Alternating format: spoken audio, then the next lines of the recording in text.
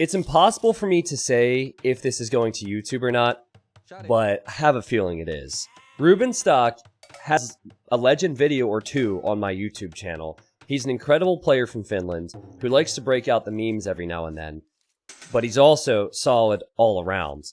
And it's possible that he could beat Project Belgium, who's also, I would say, the best he's ever been. Project Belgium has played in quite a few tournaments over the last few years, but recently came close to beating Viper in the Fair Civs Cup, and he just has had fantastic results. In the blue is Rubenstock, the legend from Finland, playing as the Mayans. In the red, we have Huns for Project Belgium. It's interesting that Project Belgium went for Huns on Arabia. It's a fantastic civilization, very mobile civilization, but it's not a civilization we've seen chosen for Arabia in Game 1. So he likes his Hun Wars. I like it. Not Hun War, obviously, because Rubenstock is Mayans. It's HC3 Arabia, so I expect the maps to be open. I expect the maps to be pretty dynamic and expect lots of aggression. Mayans tend to want to wall more than Huns do. The potential is there for Rubenstock, but it will not at all be easy. Now, I'm torn on this. Also, Two Salty Barbarians. Hello, man. I saw you online in Discord the other night and wanted to say hello. But, I'm really torn on this. Because whoever wins this has to play Velez. And Velez is one of the few players in the qualifier who is just expected to go through. And so, obviously, one person's going to be very disappointed. One person's going to be very excited after this best of 5. But they have a mountain to climb if they want to make it into the main event of Hidden Cup. And notably, Rubenstock is good friends and like teammates with Velez, so they might even be training together. And the way the bracket just ended up working is he has to face up against one of his teammates potentially, if he wins this best of 5. Now, what's really cool for me is that Project Belgium, for one of his home maps, did pick High Tide. I know that's a map that he was practicing on his stream, so he seems to have some familiarity. I can't say, that's not how you're supposed to say it. I can't do words, sorry, but he seems to be familiar with High Tide, and maybe we'll have some wacky strategies prepared for some of the other maps too. Nice lumber camp there for Project Belgium, for Rubenstock. That's very satisfying. And he's pushing in deer. Belgium pushed in deer. He's actually scouting for his sheep right now. He has not scouted this hill yet, so he does not know about that. What I expect to see here is scouts from Project Belgium.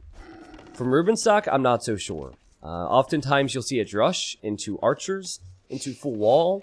Sometimes you'll see man-at-arms into archers and eagles and spears. I don't think this would be the easiest map to full wall if you're Rubenstock, so maybe he needs to go for feudal age play instead of very greedy play towards the next stage. T90, do you know the results of the games before you cast them? No, I do not. I do not. These games were played yesterday, and for most of these, well, all of these games are recorded games, but I just get given the recorded games. Also, there was a good question. Whoa, never mind. Here come the walls. Rubenstock wants to wall. People always ask, and it's a good question, how do you not get spoiled, right? Because I receive so many files. If it's a 3-0, I only receive 3 files. That's what people seem to think. No, I always receive 5 files. Basically, Robo will send me fake recorded games. So let's say Rubenstock wins this 3-0. I will still have 5 files that go into my recorded games. They'll have different civilizations and different maps. It's all to prevent spoilers. So, there's no worries there. So there's the barracks for Rubenstock. This doesn't necessarily mean that he's not going for feudal age, but when you wall this heavily and you're Mayans, oftentimes it means drush. And drush is just meant to delay your opponent while you wall and try and go towards that next stage. Barrack timing is a little bit late for a drush, but it very much seems like a drush fast castle attempt for Rubenstock.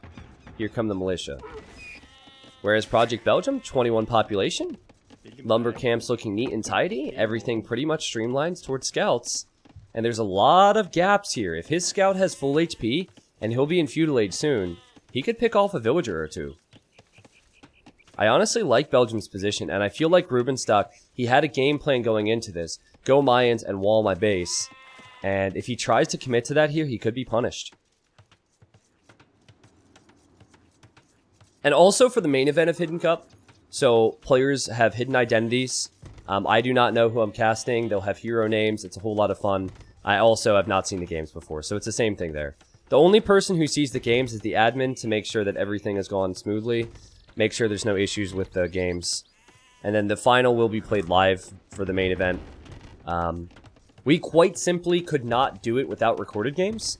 Both Hidden Cup, main event, and also the qualifier. There's too many games. There's too much downtime in between games. It would take it from an 8 to 10 hour day to a 12 to 14 hour day if we had to wait in between each game, like 20 minutes. Alright, Rubenstock needed to get the walls up, and that he did. And here come the militia, which Project Belgium was expecting. So far, I think that this has gone pretty well for both of them, considering Rubenstock got his massive walls up, and the fact that Project Belgium didn't take any damage from the Drush. But how you react to this is always interesting. Because you're in Feudal Age, you're producing scouts, but your opponent's walled, and there's no way you can get in. So how many scouts do you produce? Do you switch into archers early? There's always the topic of, if you switch to an archer range, that's 175 wood you're putting into an archer range. You're not putting into farms. So normally you're seeing a lot of farms first. How you time that is always very important here. Rubenstock is just now about to click up to the Feudal Age. And it looks like Drush, Fast Castle, into probably crossbows, guys. I've not seen him go to stone yet, so I assume it will not be plumed archers. T90, will boar laming be possible? So it's not in the qualifier. I'm in close contact with Microsoft about some changes we want to be made. And if not there, we'll be able to make some changes to the maps as well. I believe laming will be allowed in the main event, but I can't really say for sure right now. With so much money on the line, we want to make sure that it's fair, right? And we also want to make sure that it's the best tournament possible in a lot of ways. So laming is such a huge part of certain players' games. I think that it would be a disappointment to not allow laming in Hidden Cup because it makes it so much more fun for us and players can actually try and go for their styles. But we'll see. What civ is favorite here? It very much depends. I always say that Mayans are kind of like a slow erupting volcano. You notice how there's been nothing too exciting for Mayans so far? Just walls and a few militia. But if you reach Castle Age, start getting a few archers out, add a few town centers, they just get stronger and stronger and stronger. I'd say Huns, they're definitely more flexible. They have more mobility, but it can be tough against Mayans. Geeky Gator, hello. I don't know. I get feelsy sometimes, and I had a feelsy moment yesterday because I had a longtime sub contact me via email and just say some nice things and say like that he's been happy sticking around for so long, all those things, and proud of me, all that nonsense, right? All that feelsy nonsense, and it really. It got me in my feels with my long-time sub. So, Geeky Gator, thank you for doing that again here. Thank you for 31. Feels trip, yeah. Horace Nothing says, hope you find the cup T90. I hope I can find it too, man. T90, while fair things are nice, have you considered an unfair tournament where you just hand all the money to yourself? I think that could work. Yeah, so what's going to happen is, after the main event of Hidden Cup, I'm going to tell you that I'm giving $50,000 to the players. But I'm going to tell the players that I'm taking it all for myself. And if they tell people in the community, I will ruin their reputations on my YouTube channel. Yep, that's the strategy. I'm sure that will work. I'll only cast their worst games on my channel if they say something. By the way, Microsoft, if you're listening, this is a joke. Please sponsor more tournaments in the future. Rubenstock is halfway to the Castle Age, guys. What's my perfect crime? I stashed the chandelier at Tiffany's. I forget that whole spiel from The Office. Alright, and now Project Belgium's on the way to Castle Age. But guys, he could flat out just die to this. He could flat out just die to this. Rubenstock, Mayans are so good still. We were whining about Mayans earlier, but double palisade walls. He did not have the easiest map to wall, but he made it happen. And now these archers are on the way, and Belgium, like, he's gonna be up, and he wants to go for knights. But if he doesn't slow down these archers, those archers will be upgraded and on his gold soon. Alright, an archer dies and a scout dies, but here come units that are about to be upgraded with Bodkin Arrow. I think you need a tower if you're Belgium. That's the unfortunate thing. It's tough, right? Because you don't want to use your stone. Because if you use your stone to build a tower or stone walls, Rubenstock's going for a second town center with his stone. So he'll boom. And so yes, you stonewall, but then you're behind in the economy, even if you hold back the military. So it's really complicated to hold against it. Oh no, there's a hole! No way! Disaster for Belgium. Rubenstock is in. Oh boy. You've got to check for holes, guys. This is brutal. Just makes it look so easy, doesn't he, Rubenstock? Fast castle with full walls. Crossbows producing, second TC already, so he will have an economy lead. If Project Belgium doesn't clean this up right away, it could be GG territory. He has to deal with this. Now, he is building a town center here, so he's hoping to protect the gold. That gold is brutal. Right, we didn't talk too much about the maps. He has armor and bloodlines on the knight, but he needs 2 knights here, I think, to engage. I wonder if Rubenstock would just go for vills. I think you just go for vill kills here. Just run and snipe villagers. He hasn't killed one yet. Okay, he's got one. Sometimes you go for army. Here you go for vills, because your army is going to go down. We'll end up getting 2 on the wood line. And that's about it. Okay, and this crossbow goes down. Project Belgium's still in this. It's not great. He's still in this. You see 2 town centers for Rubenstock. He has 38 villagers. It is 31 for Belgium. It's stupid how good Mayans are if they can get their walls up. And it's stupid how clean Rubenstock has made this look. But a 3rd town center now going up for Belgium. So he might catch up just a little bit. Keep in mind, eventually, Rubenstock is going to have more crossbows and more... Well, not more monks. Sorry, he'll have some monks as well. Poips says, T90 just came out to my girlfriend about Age of Empires and Hidden Cup 3. She says she needs to see this for herself. Are you guys going to have a nice little romantic viewing party there? That sounds fun. Yeah, when you said you came out to your girlfriend, I thought you were going another direction with that. But I see what you mean.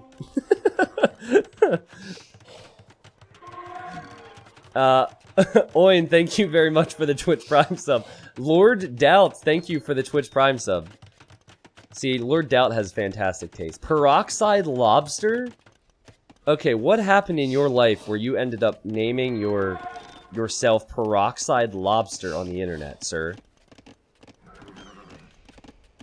Peroxide Lobster. Okay, you know what? I respect it. That's the username of the day right there. T90, how is score in AoE2 calculated? So, first off, before we talk about score, I don't think Poips is going to score tonight after coming out to his girlfriend. Anyways, we really need to pay attention to this because if there's a conversion, I was just going to say, if there's a conversion, that knight can deal with any siege that Project Belgium makes. It's that simple. Now that you have crossbows and that one knight as Mayans, you're in a much better position against knights in siege. That's the big reason you add those monks. So score is a combination of a bunch of things. How many resources you're floating, how many techs you have. So if you ever want to boost your score, just research a bunch of technologies. How much scouting you have, how many kills you have. But I can give you some interesting facts about the scouting. So if you have 10% of the map scouted, you have 100 score. So that's why if you start and it's not explored, your score is around 160. If you start unexplored, you're at, I think, 1160, because 100% of the map is scouted then. So that's an extra 1,000 score. What's the eco looking like for Rubenstock? It's 55 villagers for both, but now the difference we have to talk about And I actually don't love how Rubenstock decided to dive in there with that knight. But now the difference we have to talk about is the cost of the units. Knights, heavy on food and gold. That's also what you need to click up to the Imperial Age. Crossbows, wood and gold. You're saving food. So if you're making archers monks, you're probably going to have a faster Imperial time than the guy who's just making knights. But, ooh, nice Mangonel shot. Rubenstock won't shy away from that, though. He is on the hill. And Project Belgium fires. He has not killed a single unit yet. And good micro from Rubenstock. So, armor's on the way for Belgium. He definitely wants a fight.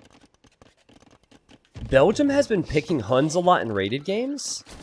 And he'll go all in Castle Age. So he put his foot on the gas and just flood units at a certain stage. So I think he's very comfortable with that. And I think that's what we'll see here. If Rubenstock didn't have 3 monks, I think that Project Belgium could easily push. But if 3 conversions come in for Rubenstock, those knights will turn right around and take out the siege. So this will be tough.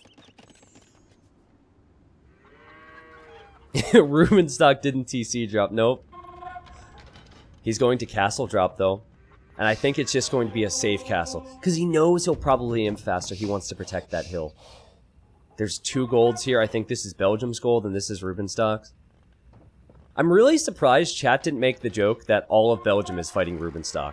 Oh my god! I think there's going to need to be a lot of people involved in this one. Can Project Belgium or all of Belgium take the hill against one man? No conversion! No conversion! This is dangerous for Rubenstock! Oh, he gets a conversion, and look. Wait, wait! You're back on our side, buddy! You're back on our side! Oh my god! More villagers come out! It's panic time for the Finnish pro! Oh god! That's a lot of villagers on that castle. Project Belgium does not see it. Now he sees it. Send the knights in. Some villagers will die. I think if the castle goes up, Rubenstock won't complain too much. Yeah, that castle will go up.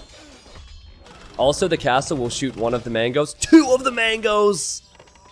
Okay, and obviously the knights can't stick around now. The crossbows are still in high number. The resources are still very high for Rubenstock. Rubenstock has officially weathered the storm. And now he's on his way to the Imperial Age. Yep, that was the moment right there where Belgium either needed to be there faster, he needed a little bit more.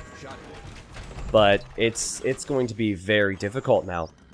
You can't push the guy because he's walled so heavily. He's walling even more on the left side. And he'll go for upgrades. So I actually want to tell a story about Rubenstock. So I met him for the first time in... God, I don't even remember. I think it was September or something. It was in Manchester at the ECL LAN. And usually I meet a pro player, especially from Finland, and they're like... I'm not trying to make fun of the Finnish players, but many of them are not very vocal. So it's like, T90, hi. Rubenstock's like, oh, T90. Rubenstock was like every other fanboy I've ever met, man. He was like, oh, I loved the Legend video. It was so much fun. I couldn't wait for you to upload it after I played the game. I knew you were going to find it. Like, Rubenstock was full of energy, super hype, really funny, laughing the whole time. And then Max is like, I only have 6 farmers. I need 8. And without 8, I cannot get horse cut. Like, Max is just all business. But Rubenstock, I love this guy. He's such a funny guy. Now, I've not had the pleasure of meeting Project Belgium in real life. But he does stream, and he's a fun guy as well. He's also like the ultimate troll. But this story was just so we'd have something to talk about until the upgrades came in for Rubenstock. And this is going to be so dangerous for Belgium. In fact, I think this castle is just suicide for him because with Rubenstock arriving in the Imperial Age, he'll get upgrades, he'll make trebs, and he'll probably take care of that castle. But on the other hand, maybe... Yes, the castle will go down, but maybe it's going to give him more time behind all of this to expand a little bit and mass knights. He does snipe that monk. Yeah, Bracer is in. I don't know about that castle for Belgium. I think it's better to maybe castle there to protect the golds. But sometimes you just need a couple more minutes, and a castle will do that for you. Okay, the mangoes go down. Nice shot, though. And Rubenstock doesn't seem to realize that... Okay, now he knows the castle's there. Yeah, at least you keep your knights, your knight production up. Rubenstock can't really push after getting those upgrades, or otherwise he could push. We'll see what Cavalier can do. Now, Rubenstock, he has 2 relics. He has this gold exposed. That's something he has not scouted. And wow, look at this relic. Does not see that either, so... It's pretty good right now. I'd expect him to definitely do some damage here, but you never know. Huns have that mobility, and if Rubenstock gets caught out against Cavalier, it could be dangerous. He does not have any pointy boys, no halberdiers yet. Ooh, and there's an extra gold there for Belgium. Okay, Obsidian Arrows is not in, if you were wondering. I think the wise move for Rubenstock is just to run. Yeah, get out of here. And Belgium cannot take any fights until he has armor, which is on the way, and Cavalier. But I know he's tempted. I know he's tempted to take out that Treb. Because I would be. You know most of the Arbs are on the right, so you're tempted to take it. Whoa, Belgium has this gold. What's the scouting like for Belgium? Not too good, actually. He just happened to find all the golds. Nice. Yeah, I really like this castle. I think this castle has kind of given Project Belgium a chance in a game where I thought he was really far behind. He even has more villagers now. Let's go, Belgium. Cavalier will complete. Armor's already completed. The castle is being repaired. Whoa. Surprise. 26 Cavalier versus 54 Arbs. But the Arbs will have a choke point. Belgium's microing. The micro nerd tries to close in, but can you surround the Arbs? I wonder what that new melee pathing's like.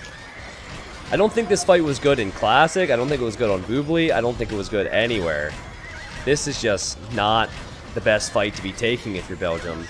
The Arbalests are stacked, and that's exactly where they want to be. Ouch. So much more expensive for Belgium, too. I don't think he needed to take that fight there, did he? Like, maybe if he waits, gives up the castle, falls back, and waits for a few more numbers, he could take that fight. But he also knows that Rubenstock will probably mix in Halb at some point, so that would be danger. And you see the pikeman upgrade on the way. You see that the pointy boy's on the way. Now it's even more difficult for you, Belgium. But again, he has 40 on gold. Sure, 4 or 5 have to be pulled off, but maybe if he waited there, it would have been better. But Rubenstock seems pretty bold, though. Okay, castle on the hill. We'll snag that relic again. But he seems pretty bold, wanting to push out before he has Helbs next to the Arbs. Alright, he has enough Arbs to one-shot the Cavalier. Ouch. I don't know, guys. Rubenstock, it looks like he's playing it too perfectly, too safe. Exactly what you would want as Mayans. And Project Belgium taps out of game number 1. Rubenstock wins with Mayans. Did he go aggressive? No. Did he go for the memes? No. He went for a very passive strategy at the start with a very strong finish. That is Mayans to a T. Project Belgium could have picked Mayans. Could still pick Mayans. Could have picked other civs. Went for Huns. I just don't think it worked out. Fast Castle with Mayans is too damn strong. Take a look at this. So, Project Belgium had more food and more gold. He needed that to produce the Cavalier. But look at the timeline, right? So, this is that eco spike. When you do not click the feudal age and you're continuing to create villagers, your vill count goes higher. You spend a very short time in the feudal age, go immediately to the castle age, and look, whoosh. This was when he hit the gold, and then he extended that eco lead, and all of this dark blue, all of that military for Rubenstock he kept alive. So maybe if Belgium would have had a few more Mangonels, maybe if he would have denied that castle, I mean, surely if he would have denied that castle, he would have been in a better position. But I expect this to go to 5 games today. I really do. I know Project Belgium has trained a significant amount for this qualifier. And game number 2, it's on high tide. It's on high tide. It's a new map, guys. This is good. So bear with me. We'll get the scoreboard up. Rubenstock has his win. We have not seen high tide yet. And I'm not sure what I think about the map, really. I kind of came up with the idea. My map creators, they worked it in, but we haven't seen it played out too much. I got this. I got this. Perfect. Also, T90 Bro, hello, bro. My brother's in the chat. Don't tell any embarrassing stories about me, please. As we agreed. We have a lot of people here today. Otherwise, you're not getting the Christmas gift I bought you. like I would buy a Christmas gift for you already. He knows that I buy Christmas gifts a week before Christmas, just like he does. I should have thought of something else. Oh, birthday! Your birthday's coming up. Totally bought you a birthday gift. I won't give that to you if you tell embarrassing stories. Okay. Ladies and gents, welcome to game number 2 between Rubenstock and Project Belgium. I didn't get him a gift yet. Rubenstock is here in the blue. He has gone for Japanese. And Project Belgium, who's here in the red, has gone for Persians. This map is called High Tide. I have a confession to make. You guys might hate me for this. This was inspired by a Mega Random generation I saw once. We made a lot of changes to it because Mega Random can be a bit iffy, but it's new, it's exciting. We don't know what the meta is. There's water out here that you can fight for, but it's pretty far away. There's extra gold and there's relics in the center. You have a road that leads from town center to town center. It's fairly open, but still wallable. You have stones, you have golds. Another hybrid map where you have to consider fighting for water and also for land. So Japanese, they have the cheap lumber camps, mills, and mining camps. They'll save that wood. They'll get the dock up. They have fishing ship armor, so they're great on water. Persians, their town center works faster in Dark Age, Feudal Age, Castle Age, and Imp. Their docks have more HP. They're also an incredible civ for a fine mix of lands and on water. Belgium was practicing this with Huns against Angelina Jolie. I'm sure you guys have seen that player around if you watched the YouTube channel yesterday. Angelina Jolie played against Tim, who's a legend of the game, in the qualifier as well. So he definitely has experience here, and he seems to be confident. And Algernon says this is definitely a map where you could TC drop. Yeah, I was thinking that as well, but Rubenstock went for Japanese, so I don't think we'll see a TC drop. By the way, these camels, they're just Gaia camels. They're just meant to look cool, alright? I think they look pretty rad. I'm not sure what's going on with this guy, though. This is just a wild camel. This is a wild Bactrian camel. He's a furry monster. There's 3 relics on the center islands, and then the other relics are on the shoreline. And I don't know if these relics are consistently here, but I know the 3 on the island are always there, with the extra golden stone. There's the early dock for Belgium, right next to the fish, and here comes the dock for Rubenstock, so he seems to know what's up. It is 2 humps.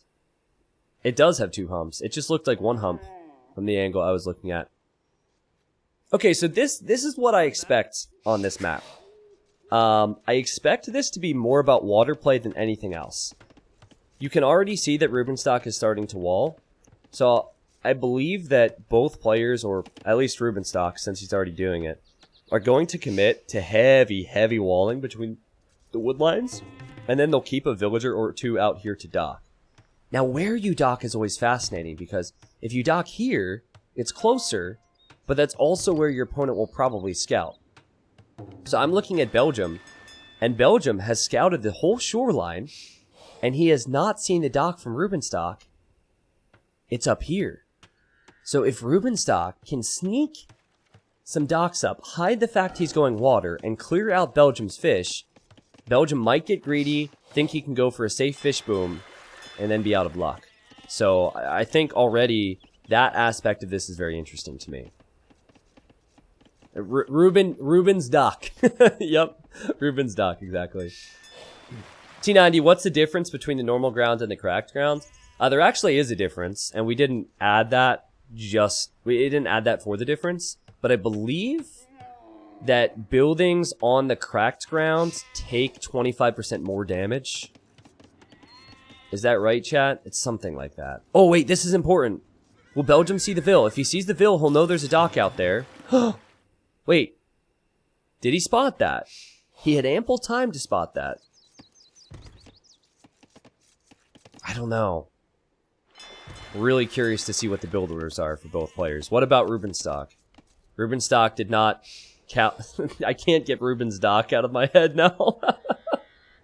He did not scout Belgium's dock either. Oh my god.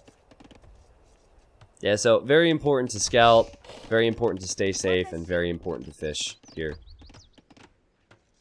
This is definitely one of those maps, and there will be a few where we make some adjustments between the qualifier and the main event. So I think I could foresee this being a lot more open on lands, and possibly us sprinkling in some more reason to go for the land than the water in the middle. Like maybe some hunt. There's only so much you can do, like hunt, berries, something weird. We'll see. Now here come the walls for Belgium. He's going to gold, and ooh, this is actually a bit sloppy for Rubenstock because Project Belgium has his scout out and about, and that scout is on full HP now, and Rubenstock lost his HP. Okay, so I like this dock position. I saw Belgium doing this when he was practicing. And the other villager is here for Rubenstock. And he's also going for 2 docks. So similar approach. Now remember, Japanese fishing ships have a ton of armor. So it's very hard to kill them, but Persian docks have extra HP, so it's very hard to destroy those. So I think these are 2 solid civilizations for this map. No barracks. They're going full water. It's so important on this map to go full water because the fish is so strong. Okay, so Rubenstock, he has a weak scout, and so he'll just run around and around and around. Project Belgium will probably chase. Good for Project Belgium that he's going fires, because he did not confirm that his opponent has docked. This is the safer approach. Also, if you're wondering about other aspects of this map, there's not too much going on over here. There is a neutral gold for each player on both sides, and there's some wood, which can become important, but that's pretty much it.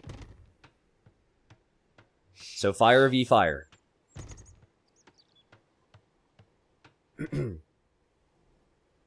Alright, so Rubenstock also doesn't know where the fish have relocated to, so scouting is really important, and neither have their scout. Early hit for Belgium, this is good. He has a second fire on the way, he could actually get a kill.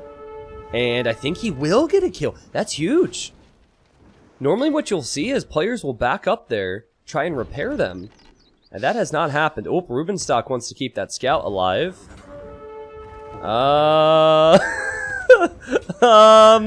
Okay, he loses his scout. Project Belgium's is really weak now. Will his die? Oh, his goes down as well. Okay. So they're even there.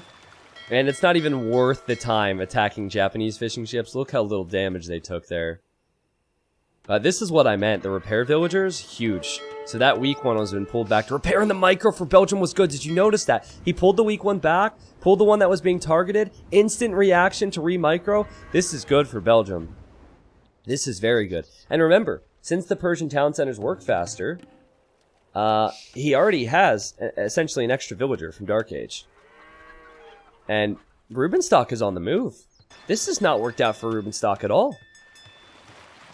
This is the beauty of home maps and having different maps in an event. Oh my god! Boom! Beautiful demo! Well, okay, that's pretty much water 1 for Belgium, or at least getting close to it. Beautiful job. Yeah, so all the practice is paid off for Belgium.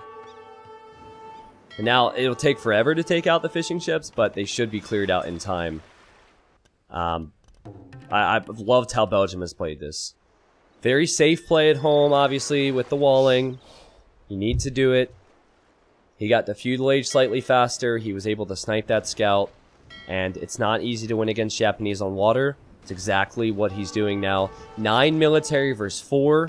These fishing ships will probably just sail around, but there's no way they can bring in any resources.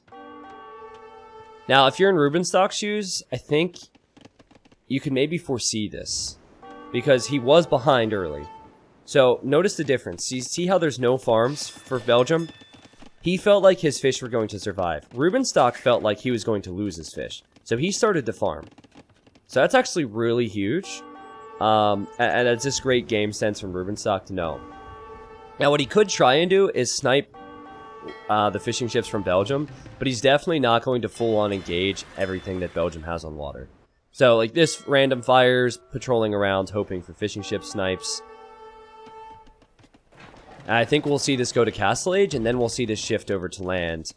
Really depends on what the resources of the players look like, because you could see monks, you could see crossbows, you could see knights, really from either player. Well, I'm hyped because Belgium, I felt like, was a bit unlucky with the hole in the wall in the first game. And so, for this guy to pick his home map, to have a strategy practice on a map that nobody else is really playing, to perform this well is really, really good to see. Belgium had 4 fish at one point, though. So we lost 2. But still 2 is massive, plus you have the Persian eco. He has 600 food. He has 600 food! Rubenstock built the market and bought food to get to Castle Age a little bit faster. Huh. Alright. Now, what do you gain from Castle Age in Rubenstock's position? I feel like he's going to go for a Monk Siege push. Feels very much like he wants to go for a Monk Siege push here. Demo v demo. We'll zoom in on this and hope the game doesn't crash, because that happens, apparently. Hey! That was funny. I remember I was casting Hidden Cup 2 with Slam, and he's like, "They're touching butts!" I was like, "Slam, we have 8,000 viewers. Stop it." Depending on if Slam makes it, because obviously he's in the qualifier, I might be down to ask him to co-cast again. He did a great job in Hidden Cup 2. Going to stone now? Okay, so he sold 100 stone. I think we're going to see spears and monks from Rubenstock. Sold 100 stone, also built a bunch of outposts so we can see what Belgium's up to. Belgium knows there's a villager out there. Rubenstock walls in the villager. Wait, not yet. Not completely walled. Now it is. Okay. The spear will probably come over to save that once the barracks is up. Keep in mind that there's nothing stopping Belgium from adding more fishing ships, and he has done so. He's added more docks for more fishing ships. His eco is going to be crazy. But yes, you have eco. You also need map control. The players are so close together. T90 official, is sheep laming allowed? Yes. Sheep laming is allowed. You can do that. And oh, a tower from Rubenstock? What? So annoying. The thing is, he's probably going to have to bail on this eventually, because he is the outpost and he can see that Belgium's building a counter tower. It's just forcing Belgium into a tower means that Belgium can't add a second town center. That's what's funny. He doesn't have the stone for the town center now. So that villager tries to run away. The scout and the knight are there. I think the villager goes down. Nice alertness from Belgium. So far, I haven't seen too much from Rubenstock. Score's not looking too good for him. I'm really surprised he didn't go for an immediate monastery. Why go for a siege workshop before a monastery when your opponent's making knights? You better hide that. Now, if you're in Belgium's shoes, you can see the camels moving around, so you can probably assume that something's there. And that is definitely something that players at this level pay attention to. Any type of movement of deer, or in this case, the camel. So watch. Because there's units there, that camel will boop, move. So you would assume forward building. But he hasn't gone over there yet, and this gives Rubenstock time to get a few monks. Now, Japanese spearmen, they do attack faster, and if it's pike monk siege, you never know. Okay, and the scout comes over here. That scout will actually be very important, because now he can see what's coming his way, and that scout can also be used to snipe the monks. Oh, man. So, this is now a YOLO push. I hope that Huang picks this map against Doubt, by the way, on Monday. Because I feel like this map is just suited for Huang. Give up on water. Just forget about it. Go Spanish. Go YOLO Conquistadors. Monks. And just push. Just push. It's really difficult to push Persians, though, because their town centers have 4,800 HP. So it's not such an easy task. And Light Cav is now coming in for Rubenstock, or sorry, for Project Belgium. So he now knows he needs an answer to the monks, and then he'll make some siege for the pikes.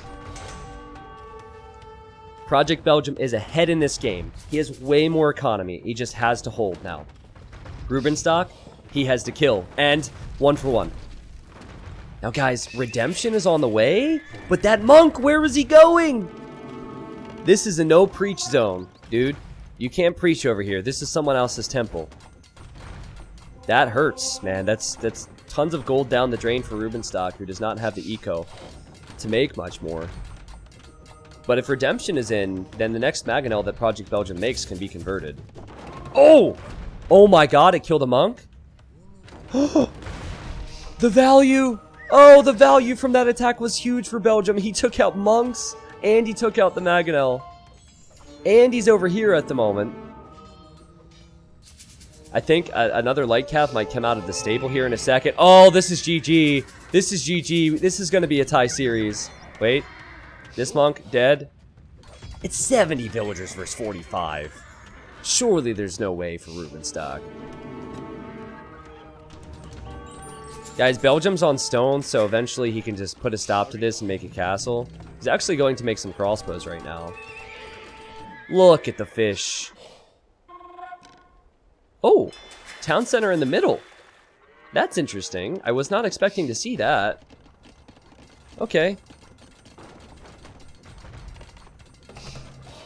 Alright, remember, redemption's in. We haven't seen it play a part or play a role here in any of the engagements. Nice micro there from Rubenstock. I'm just still thinking, what does Rubenstock do from here? Oh, you know what? He'll castle drop, I think. Look at this economy. It's so tiny compared to what Project Belgium has going on. Alright. Project Belgium deletes the siege workshop so Rubenstock can't convert it. He'll have to delete the stable so Rubenstock can't convert it. This is a perfect spot for a castle. Belgium, don't throw this now. It's 90. It's almost 100 pop for you. Don't throw this. Here come the villagers from Rubenstock. This is the type of push that can stress you out. This is the type of push that can win you a game when you fall behind.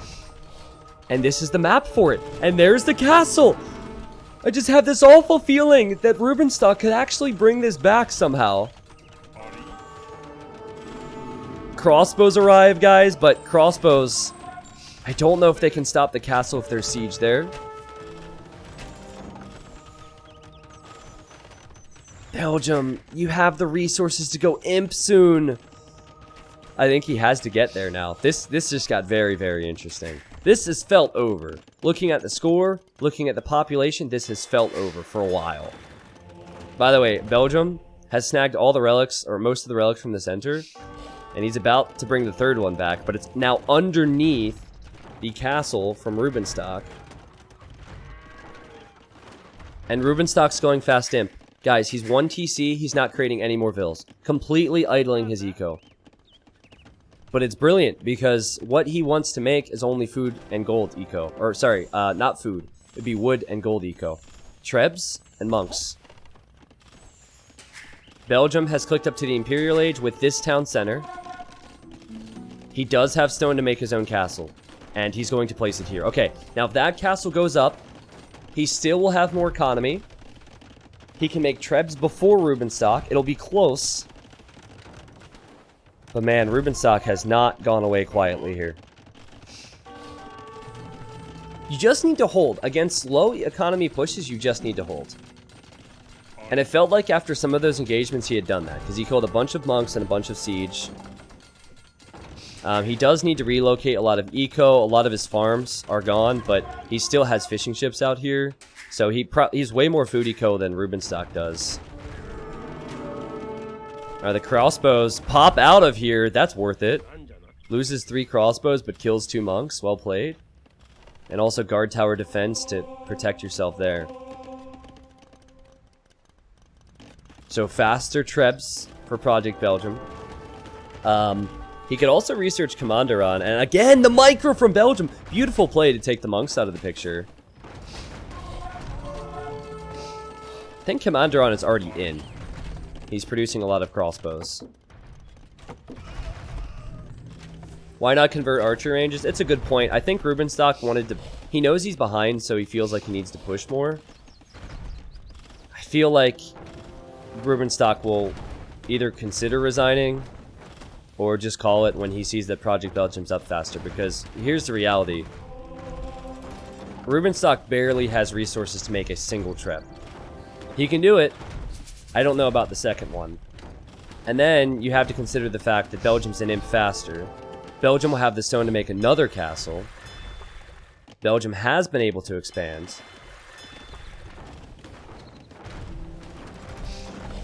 Okay, now Rubenstock is in the Imperial Age. Boom. Monks, Mangonels, Pikes. They're pretty good against anything that Belgium could field. So if the castle's out of the picture, there's not much that Belgium has to counter this. Was Belgium going to castle drop? I think he wants to castle this side. I thought he wanted to castle drop the main base of Rubenstock. I have to say, good Mangonel trades throughout this entire game for Belgium. And yep, there you go. Another castle to the north. Rubenstock barely has the stone to repair, guys. Belgium? Belgium? Belgium? Belgium? Oh my goodness. Okay, he pulls them back. Thank goodness. You cannot fall behind in the treb numbers. Do not gift this guy. 150 stone. Look at this eco. He does have 2 TCs now, but he's 50 villagers behind. He's trying to get back on water. There's still navy there from Belgium. Belgium... He was prepared for everything. And Rubenstock, he's not going to resign, is he? Rubenstock is the worst player to play against. I love him to death, but now he's going to stonewall the gold and say, okay, I'm going back home. I'm going back home. Come kill me. Okay, well, that is annoying. Now Project Belgium needs to tech into something else. I mean, here he could honestly... He has to get his food eco up a little bit, but he could go crossbow and then maybe hussar. And now he's using monks to convert the navy from Belgium. Someone just used the word persistent. Yes, I would say that he is a very persistent player, Rubenstock. He will not give up until he's dead. But... I kind of feel like he is dead at the moment. Keep in mind, he's producing vills out of 2 TCs, so if he can delay and delay and delay and delay and delay, maybe things will stabilize. The relics are still there. It's well, actually 5 relics for Project Belgium. That's all the relics on the map right there. Uh-oh. Alright, the splits, the micro, the god! Pog, champ, split again. Boom! Viper who? His name is Project Belgium now. Beautiful. Beautiful, confident micro from Project Belgium. And now he's getting Commanderon. So now those crossbows will only cost wood. I guess you just invest into fast fire and crossbows for now. It's really awkward because you know Rubenstock will just convert your ships. He's paying very close attention to this. Shred down the monasteries. That's good, that's good, that's good. I think just hussar. Hussar and crossbow will do it. Do you see how often that Project Belgium has redock? Guys, this is kind of like a noob tutorial for how to fish. Redock for efficiency constantly. It's so worth it. He's done it all game. Look at this. He's built like 10 docks in this game. Mainly just for efficiency. Oh, he goes in with fires. Rubenstock tries to get conversions and fails multiple times. That will be worth it. Just waiting for you to finish off this game, Project Belgium, and take us to a game number 3 with the score all tied up. Rubenstock is persistent. He's coming back onto water. But with 5 relics, wow, Rubenstock will now stonewall. He still won't give up.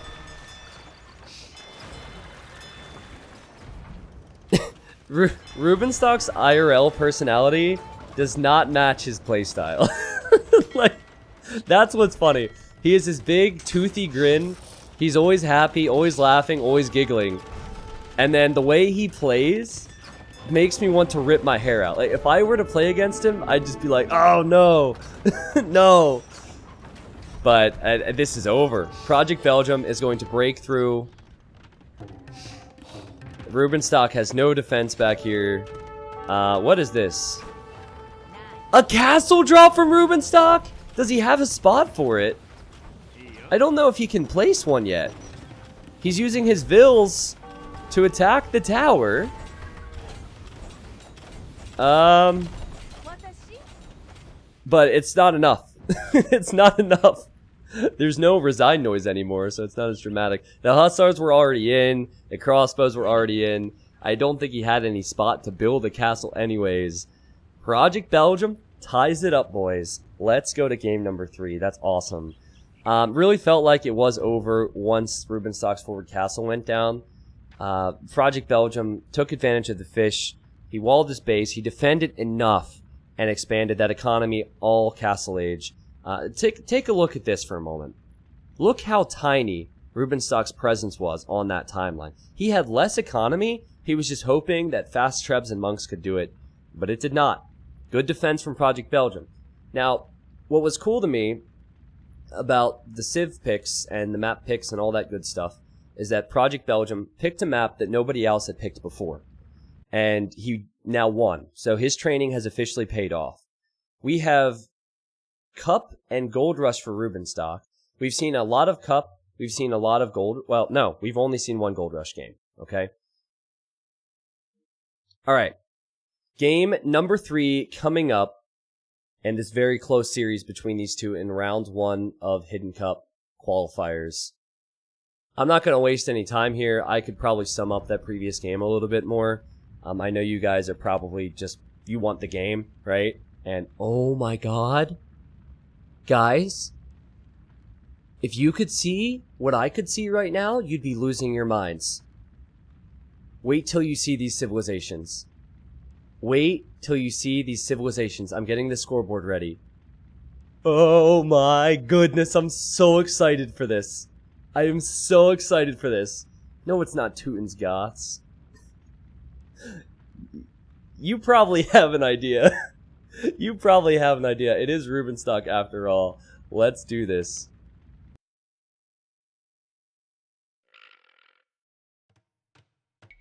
The man has gone for Incas. Is he going to Vill Rush? Is he going to Tower Rush on a map where players are so close? Rubenstock's in the blue. He's picked Incas. Inca villagers are affected by blacksmith upgrades. The famed Noboru Rush, which all levels have been doing now. I've gotten a few emails like, T90, why did you make that video about Noboru? I'm getting Noboru rushed all the time. I've had people in my community say they feel guilty for doing it, but man, is it fun to watch. It is not fun to play against. And Project Belgium has gone for the Japanese. So, here's the deal. This map is crazy. There's a lot of areas to focus on. Normally, it's about balancing the areas you expand to.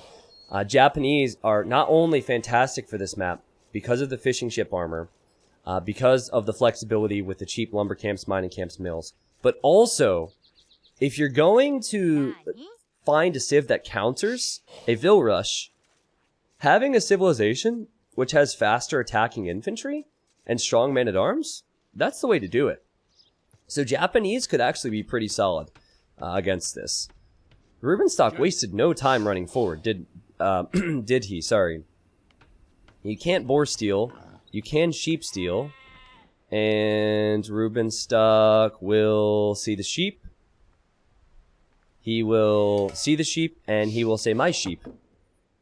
So not only did the Inca player start with a llama, which is free food, he's gone over here, and he has lamed nice and early. We have not seen a lot of laming in the qualifiers because of the no boar steal rule, but that will slow Project Belgium down a little bit. We'll just say I know pig for now. 2 sheep equals pig.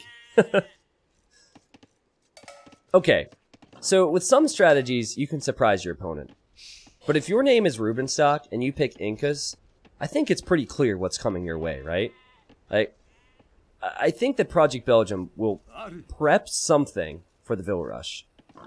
But I have a theory about this. I believe that if you find where your enemy docks, you can actually Vil Rush the dock, you can wall it in, you can tower it, you can completely neutralize water by attacking their dock. Tato was the first person to bring it up back when we created this map. He said that it is possible, it's risky, but it is possible to just wall in someone's dock if they dock on the left or the right. And we'll see the dock soon for Project Belgium, I'm sure. He still should fish. And he docks there, yeah. So the big things to point out, if someone does create Navy, okay, Rubenstock's docking the right, and Project Belgium's docking the left, so it's perfect. Yeah, the Navy cannot cross over, okay? So you're kind of stuck over here. So they'll be on opposite sides, and if they want to disrupt each other on water, they'll need to make new docks on the other side. There's obviously a ton of golds here, so having the left side is more important for the late game. But in the early game, having the center is more important because it is the path that you would take to get to each other. Maybe it's just a mind game.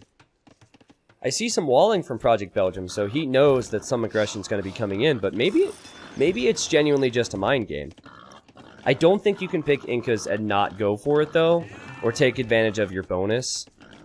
Picking a Civ just to freak your opponent out, it doesn't make a whole lot of sense. You'd be better off picking a Civ that has a bonus for what strategy you're actually going to go for. But I don't know. I know if I was playing Rubenstock and he went Incas, I would start walling early and... Oh no! Project Belgium! Guys, this is so bad! I applauded him for knowing the previous map, but fun fact, the TCs are always in this location. Always. Are they over here sometimes? No. Are they over here? Sometimes no. Are they up here? Sometimes no. They're always in the same position. And he somehow lost his scout. And now he can't scout what Rubenstock's gonna do! That is just bad. On so many different levels, that is bad. To lose your scout when the TCs are fixed is sloppy. And Project Belgium will know that. And Project Belgium will know the Vil Rush is coming. And Rubenstock is already going to stone. I think we'll see Vils and towers. But Rubenstock has not scouted any dock. And this is amazing. Project Belgium is not playing any games here. He is walling like crazy. This is great. It'd be funny if he walled in his fishing ships like this. Alright, he's walling the backside as well. Here come the Vils. Alright, he's going for the no-brew rush. We have a Vil over here. I'm pretty sure this Vil is just to deny that stone with the tower. And then these villagers are the main force. Project Belgium, since he docked, does not have enough wood for barracks. So he has the eco. And he wants to dock here, and... Rubenstock sees it. He knows that must be a second dock. He sees the fishing ships now. Oh, man. If he sees the dock, I think you can tower the dock, possibly. Or wall the dock in. This actually prevents the full wall-in of the dock. What is happening? Alright, the Vils are running this direction. They're just passing the fish. Nothing yet. No attacking of the dock. Blacksmith is going up, so we're definitely going to see upgrades there. I see a demo for Project Belgium. And he's already on stone. He's prepped a tower. this might actually be not for Vil armor. I think Rubenstock might just go for full-on towers. Yeah, he's also towering over here. Because I don't think he can Vil rush this now.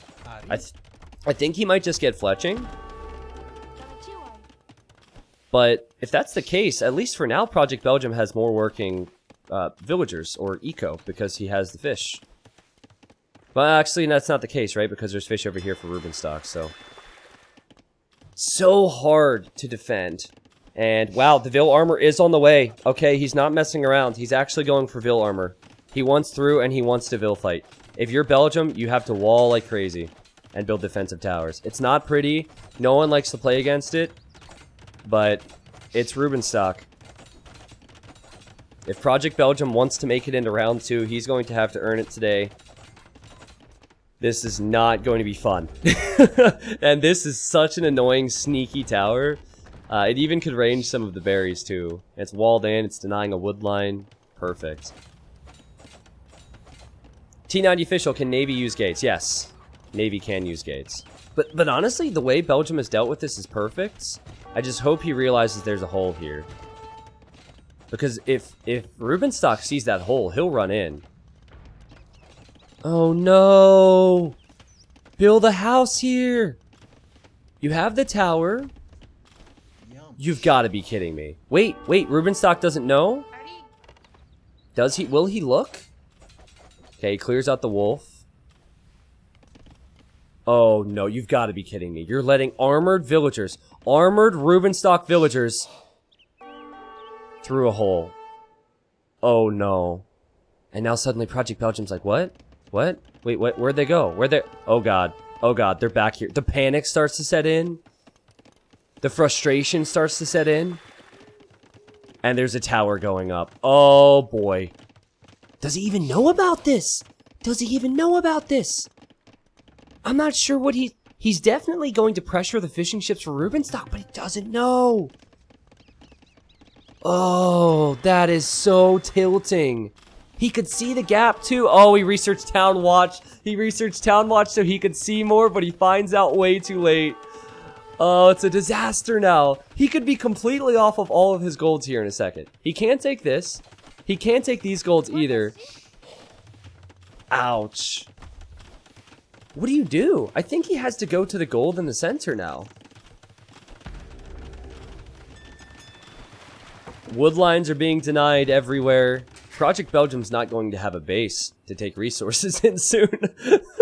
And Rubenstock, he should know this, right? The one thing about Rubenstock, and there's a few other players, not that most pro players can't do this, but they're really good at reading the map, and he'll now know that if Project Belgium wants gold, he can't take it here, he can't take it here, and he can't take it here.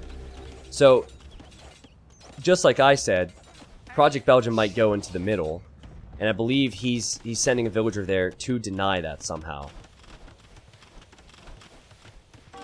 Where can Project Belgium even take wood? Maybe it's to deny some of this wood. Yeah, there's a lumber camp. Are you kidding? Oh boy. Belgium. Belgium, Belgium, Belgium, Belgium, Belgium. Evacuate! Evacuate! This is so bad because on this map, all of your resources should be safe in the back, but somehow Rubenstock got here. Alright, he wants to batter down this tower. But that does not mean that more towers can't go up for Rubenstock. Now this is good for Belgium. He actually has more villagers. And some of his fishing ships are still working. He did take that tower out, but now what military do you have to fight with? You have villagers. Inca villagers are affected by blacksmith upgrades. So if you want to fight, you're going to be fighting at a huge disadvantage. Quick wall from Rubenstock, that tower is going up. And another tower might go up here. This is... This is a disaster. Oh, this is a disaster. Oh, no. I feel so bad. I actually feel so bad.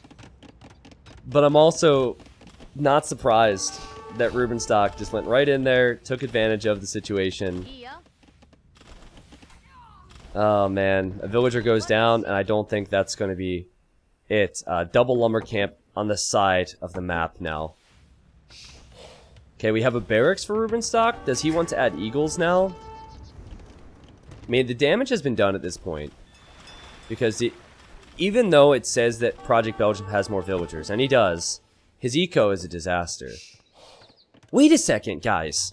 Wait a second. Look at his food count. He has 700 food. He's going market... No way. There's no way he actually clicks up to Castle Age here. What? This is the thing about casting Rubenstock games. He might not win, but they're always fun to watch. They're always interesting. He needs a bit more food, and then he's up. And he has the gold in the center. Rubenstock did not scout the gold in the center. Or he has not prioritized it. It's not so... Wait. He does have fires here, which he will send in. And then maybe he'll go in with some YOLO towers. I don't know what to expect here. We have the Vil fighting. We have the Vil fighting. We have a tower for Rubenstock. Hold on. He bails on that tower. He'll tower here instead. I kind of feel like Rubenstock is going to snipe another villager before that tower's up. We have a stable for Belgium on the water. And now we have the fires from Rubenstock swooping in. He is not on his way to the next stage. Rubenstock is not even close to going to the next stage. Can Project Belgium hold on? Can he keep these fishing ships alive?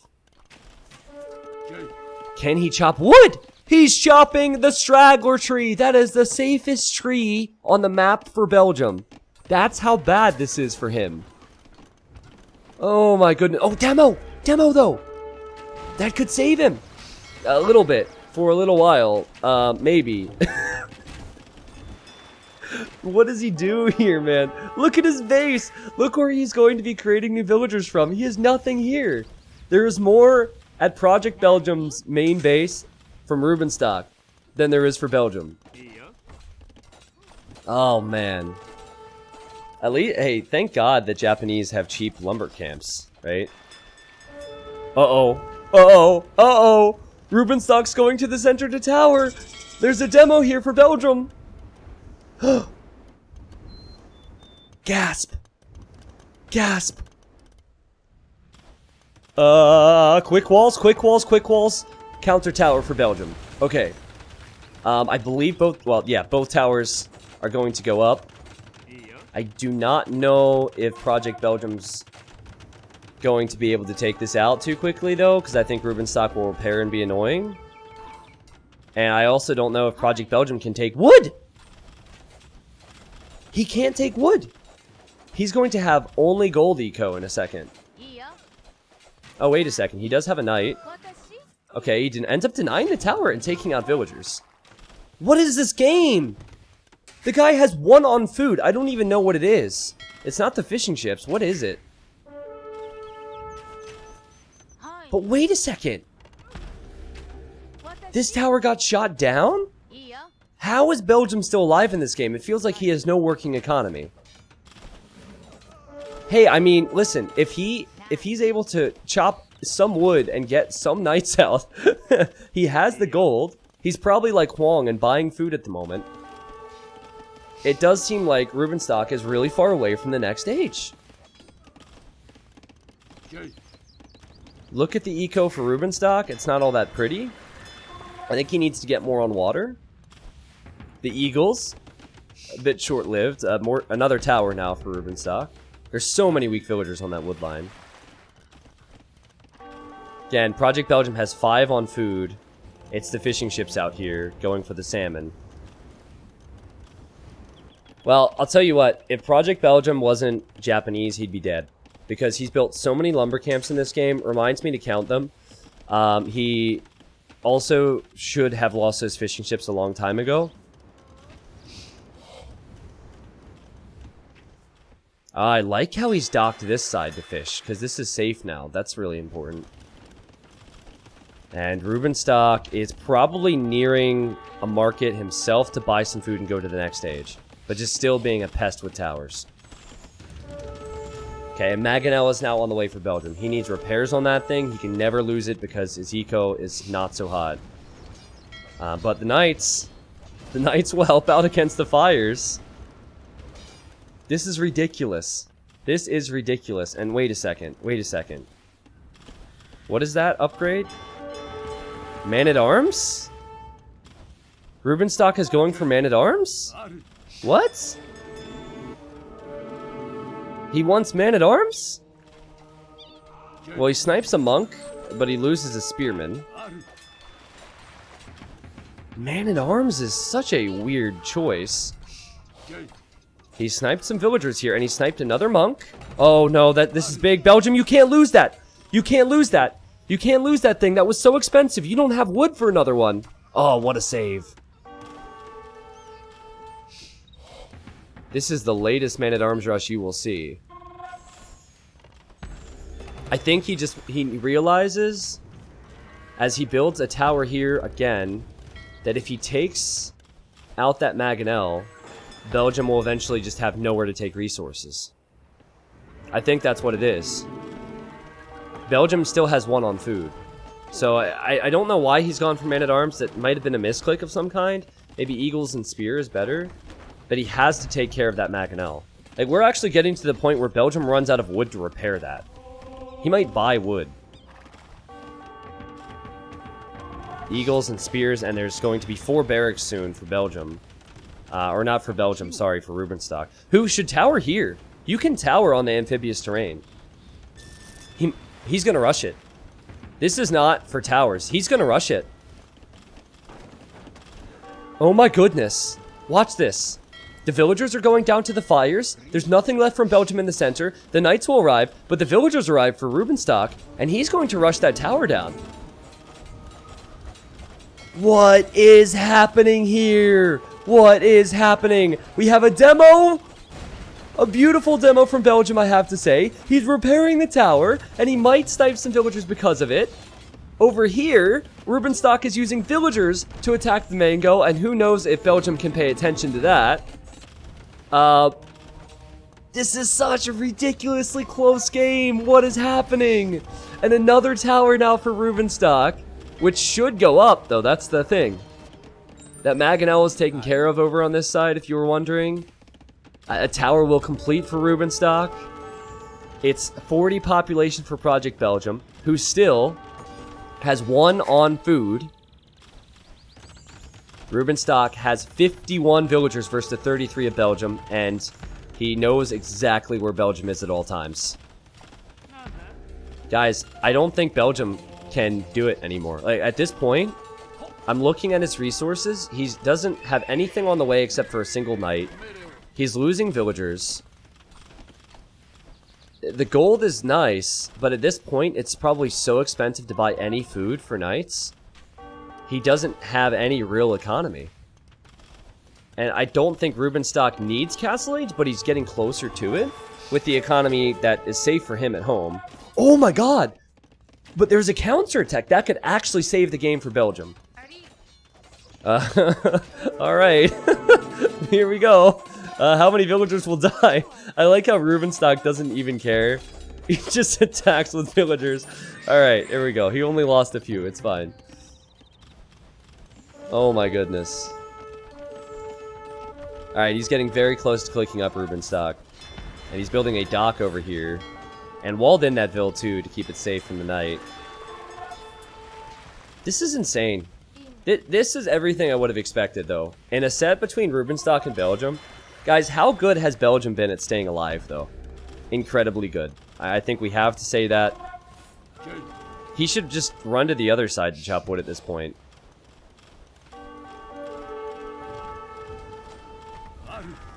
"32 villagers for Belgium. And now another tower going up. So annoying. Such a pest. This is Rubenstock. There's a reason he's a legend. For the right or the wrong reasons, depending on your opinion of the strategy. That knight is on 1 HP. And that means that tower will go down. That means more villagers will be stranded here. There's another knight that comes in though. Rubenstock reacts immediately. Well, this villager, that tower is it's just gonna go down. Villager's on 1 HP too. Scorpion's got her. Nice. Guys, Rubenstock has tossed away some vills. He was at 53. He's at 41 now. How is Belgium alive? Oh, he's farming. He's literally been buying wood. I'm pretty sure. Let's look at the cost of things. I don't know if I can toggle that here. Can I do it here? Does it show it? I'm not familiar with this whole setup. I believe that he bought wood for those farms. Sorry, this is a new setup for me, so I'm not used to it yet. 38 population versus 58. Rubenstock, where's your castle age? He's on his way. He's on his way to castle age. All that gold in the center. Who would have thought that this would have been important at this stage? It has been important. It has saved Project Belgium. You look at every single lumber camp he has. He had no villagers around them whatsoever. Can't say I was expecting that when this game loaded up. Though I was expecting a lot of crazy things. Oh, man. And what I'm worried about for Belgium is that Rubenstock has the economy to afford Elite Eagle and or Pikeman. And if it's Elite Eagle, they can do pretty well against Knight. Or not, did I say Elite Eagle? I meant Eagle Warrior, sorry. You know, if you get enough of them, you can still fight Knights. You can easily fight the Monks. Now, and Rubenstock knows that Project Belgium will expand, so he's building outposts just to make sure he does not. Look at this. Look at the outposts. It's like blue chicken pox all over the map. Yeah, just in case Project Belgium tries to get anywhere for wood, he will know. Okay. Knights are attacking fire galleys, which is good for Belgium. That's not good for Belgium. Now Rubenstock is up. Look at this micro. Such a nerd. Such a nerd. That's hilarious. Oh, man. If Project Belgium runs out of gold in the center at some point in this game, I'm gonna lose it. Oh, wait. Oh, he's building a town center here. Okay, that's probably the best play. You can garrison the TC, shoot the tower down, and then have some wood. If only he had stone. He does not have stone. But guys, you know what's the best way to deal with a tower rush? Have all of your eco on the same part of the map. Defend it with 2 towers, have literally everything in the same part of the map. You can't deny resources anymore, because there's just one. That's the best way to defend from Rubenstock, is just go to the same spot. Oh, man. Oh. Okay, again, remind me, chat, to please go back and count all the mining camps and lumber camps that Project Belgium has had to build throughout this game. I think that's going to be very important. Again, does Rubenstock have a hotkey issue? Why is he researching Man-at-Arms now? I don't understand that. Oh, he was trying to build a tower here, but Project Belgium said, nope, not today. And what does he have? He has wood, and he has stone. 2 resources he has not had for a long time. Uh-oh, the Eagles are here. The quick walls are here for Project Belgium. Uh-oh. Actually, they're not so here. Ting ting, ting ting, ting ting. We have spears. The towers aren't even shooting. There they are. We have eagles. Ting ting, ting ting. I don't think the knights can really engage that, guys. The towers will help against spears, but we're talking crazy upgrades for the eagles. Ting ting, ting ting, ting ting. Project Belgium will lose the knights, which means at least 1 tower will go down. Does Rubenstock have stone for a castle? I'm kind of expecting more towers from him. I don't know why I'm expecting. How much stone does he have at his base? Oh, he has stone there.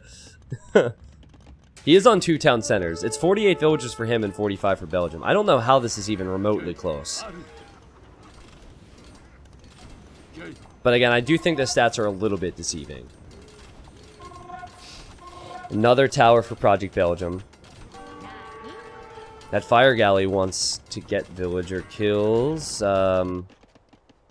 If you get... See, here's the problem. Project Belgium needs to keep these villas alive, and he can't. Best thing he can do is build towers.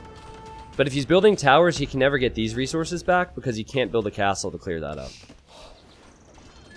Now I see Man-at-Arms on the way for Project Belgium. That makes sense if you want to counter Eagles, but it's still not great. And he just taps out. He taps out and Rubenstock does it. Oh my goodness. What a ridiculous game. I'd be surprised if Project Belgium isn't bashing his head for a wall right now after having to play that. Are you kidding me? Are you kidding me? What a ridiculous game. Rubenstock is so annoying.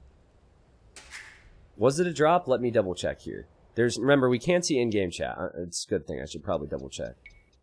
Don't think that was a drop. No, it was not a drop. He GG'd. Thank you for double checking. So, we'll get back in the game. Rubenstock goes up 2-1. We knew this was going to be close. I want to count how many lumber camps and mining camps that Project Belgium had to build in this game. So, let's see. And mills, I guess, will count. 1, 2, 3, 4. Am I missing any? No. 5, 6, 7, 8, 9. That's actually not as much as I thought. But that would be 900 wood if he wasn't Japanese. Did I miss one somewhere? 10? Oh, it wouldn't surprise me. Wouldn't surprise me at all. What a game. I've never seen that on this map before. But guys, what's crazy about going that aggressive on this map of all maps is your resources are normally on the back side. That normally means safe. Imagine how different this game would have been if Rubenstock walled here. Or built a house there. Or noticed that there was a gap. That one tile gap changed it. Because if that one tile gap wasn't there, I think Rubenstock still does well, but Project Belgium, he never has to leave his gold. He never has to leave his stone. That changed the game right there. Because up till that point, I thought Project Belgium had played very, very well. Whew. Alright, so we actually have to see the statistics here. Rubenstock had more food, he had more wood, he had more stone collected. Surprise. Surprise, surprise. He had less gold collected, so Project Belgium was probably buying food when he needed it. Was probably buying all sorts of resources with the gold in the center. What a ridiculous game. Look at that timeline. I mean, props to Belgium for staying alive so long, honestly, because this does not look good. And it did not look good for a while, but Rubenstock eventually got the victory. So just like after game 1, Project Belgium now gets to use one of his other home maps. In game 2, his map was fantastic for him. It seemed like he had a good strategy and a good game plan, and he tied it up. I'm not really sure how I'm uploading this particular best of 5 to YouTube. All the games from the qualifier are going to be in the Hidden Cup 3 playlist. I think that this deserves its own video, though. So, if you're watching this on YouTube and you want to see the whole best of 5, I'll make sure it's in the video description. Just wanted to get that out there in case. But we're going to move on here, and we're going to see who wins this best of 5 and moves on in the Hidden Cup 3 qualifier.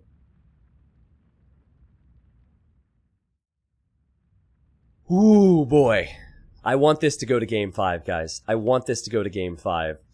The next home map for Belgium is Ravines.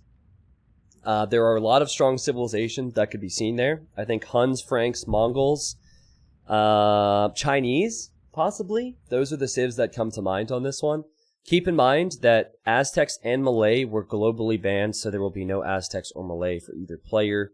And if Belgium ends up winning here, the final game will be on Gold Rush, because that is the remaining map that Rubenstock has picked, okay? Wow. Just give me a second to get some water, and I'll sit here and relax for 30 seconds before we start. So I guess give me 30 seconds. While we do that, Sharkfin and Crazy D, thank you for dropping some insane gifted subs here. And the amount of new Twitch Primes today has been unreal. We might set a Twitch Prime record on this channel anyways. Means that new people are showing up. Means that new people are coming into this community, guys. It's awesome. It's particularly exciting, too, because a lot of these players, well, Rubenstock is kind of the exception, but a lot of these other names don't have a lot of name recognition because people are newer and because they might only see the top 8. So that's cool for me. I think these guys will rewatch this and be really happy to see how many people are rooting for them or against them. So because we do have that. Everything on my side looks good. And alright guys, let's do it.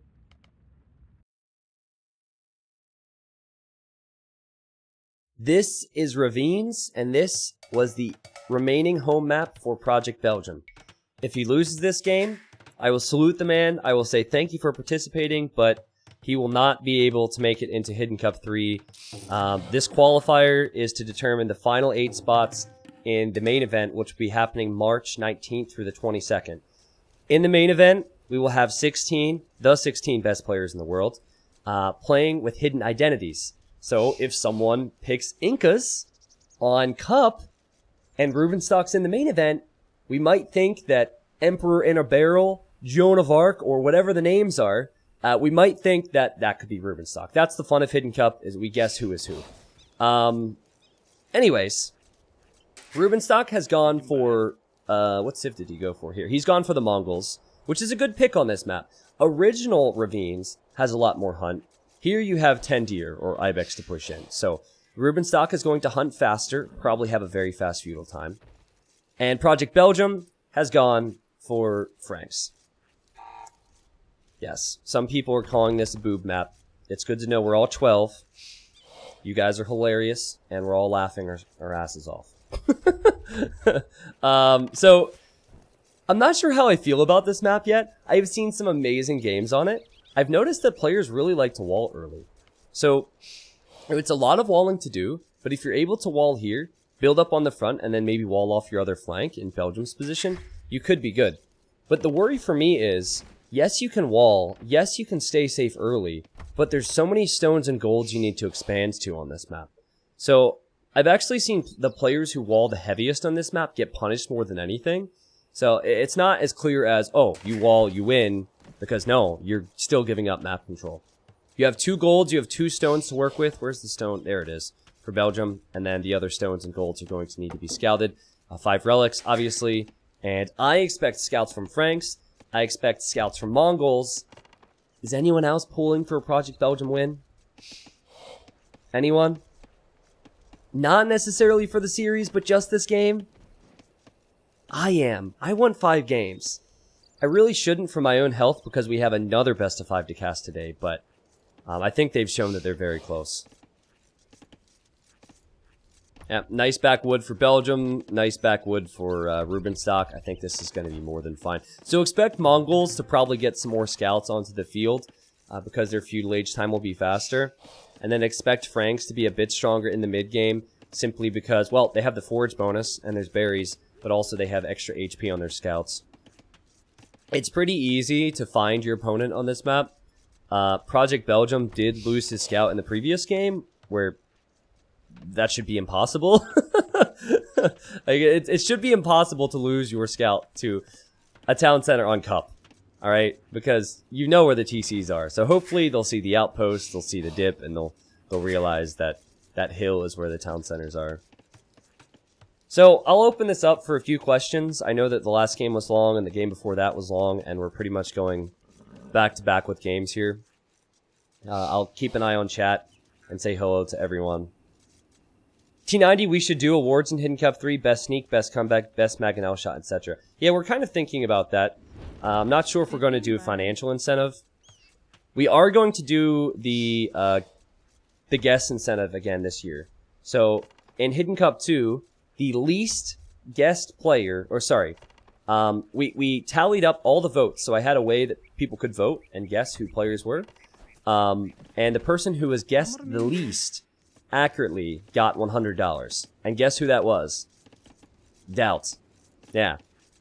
Doubt was actually guessed the least. And it's hilarious because every time a player would come up, chat would be like, Doubt, if they made a mistake.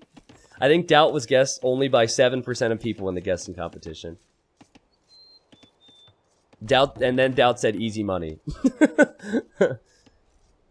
Can we have Fatsob as a caster? Sure, he's right here. Fatsob, what do you think of the map? Yep, so that was Fatsob's insight. That's pretty much as you'll hear Fatsob talk ever.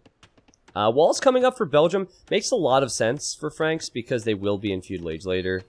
So I would do the same. Keep yourself protected from the Mongol horde that will be coming your way. Any plans on taking notes after every match so you can form questions based on that for the interview after the final? It's really not that easy because I'm talking nonstop. So if I'm going to be taking notes and writing down questions mid-commentary, it takes away from the commentary. I will do it after each day, probably, for the interview. I know the interviews can be a bit lackluster sometimes, but you guys also have to realize, normally I'm casting 10 straight hours. So at that point, I'm just exhausted. So it's not so much about lack of prep as just being exhausted. Yep, Hera will be co-casting tomorrow. Leary will also be co-casting. I think he joins Monday. And MBL said he'll co-cast, but he wants to co-cast round 2. So MBL is being a bit picky about what games he wants to cast. That will be fun. I can't wait to see MBL co-cast, or hear MBL co-cast with me. We should get some other pros in as well. I have asked people, but I don't want to ask people who are in the qualifier. So, like Doubt, for example, I would maybe ask him for the main event if he doesn't qualify. Slam, great co-caster, high-level player, but he's trying to qualify. How do you keep your voice going for so long? If I speak in a meeting for 90 minutes, I'm dead. I mean, it's exhausting. I'm not gonna lie to you guys. I'm normally wiped. I can't do anything after a stream day like this. But I also have been a blabbermouth my whole life, so I've been practicing for this for a long time. Ooh, so Rubenstock. He's not messing around here with the walls. How much does he want to wall? Fatslav is impressed. This is a lot of walling. If he completes the wall all the way out to here, that's interesting. And he's just using this time, because he knows Project Belgium is walled, to protect himself and keep himself safe, but... Ooh, wow. Okay, a bit of hesitation from Belgium, and Belgium will not break through there. But here's the deal. There's so little space between the player bases. I think even if they go full wall to the next stage... If someone transitions into archers, if someone goes for siege, those walls are just going to be bust right down and the players will be in. So my question now is, will Belgium, the guy who would ideally stay on stable units all game as Franks, consider going for something other than stable units? Or will he go for a range? The golds are pretty far forward here for Rubenstock. Okay, still protecting this villager. Should probably just build a stone wall there. Okay, and then maybe some stone walls on this side. I wonder if he goes up to Castle Age for Mangadai. If you see a player invest into stone walls, that normally tells you that player is going to stone later on. Let's bring that back in. Guys, I think Belgium should go for a range. I think he should go for a range. I think he should go into crossbow. It sounds weird as Franks, but it can punish the walls. And it can also... it can punish Mongols before they get to Mangadai. If that is what we're seeing... Yes. Okay, so yeah. Rubenstock wants to go up to the Castle Age and go for Mangadai. But you need 650 stone. You need the castle in a safe position. Then you need Mangadai. Then you can fight. But until then, there's a lot of opportunities for Project Belgium. Dennis Macdown, thank you for the Twitch Prime. Welcome back for 5. Hesto says 30k plus coming for Hidden Cup 3. Well, it's a lot of people, man. We'll see. Thank you, Hesto, for the resub. I'll just do my part and see what happens. JD, thank you for the Twitch Prime. Ballistic Tomato, that's a great username. What was the other one earlier? It was like Peroxide something. I don't know, but I kind of like Ballistic Tomato. Thank you, Ballistic Tomato. Welcome. Exile Created, thank you for 3. EJ says, first time I subbed myself. Thank you for the Twitch Prime. Tyler the Tyrant Czar. Man, some awesome names here today. Oh yeah, it was Peroxide Lobster. Yeah, well thank you guys. Huge Gross Burrito says, yeah, I don't know. It's pretty gross.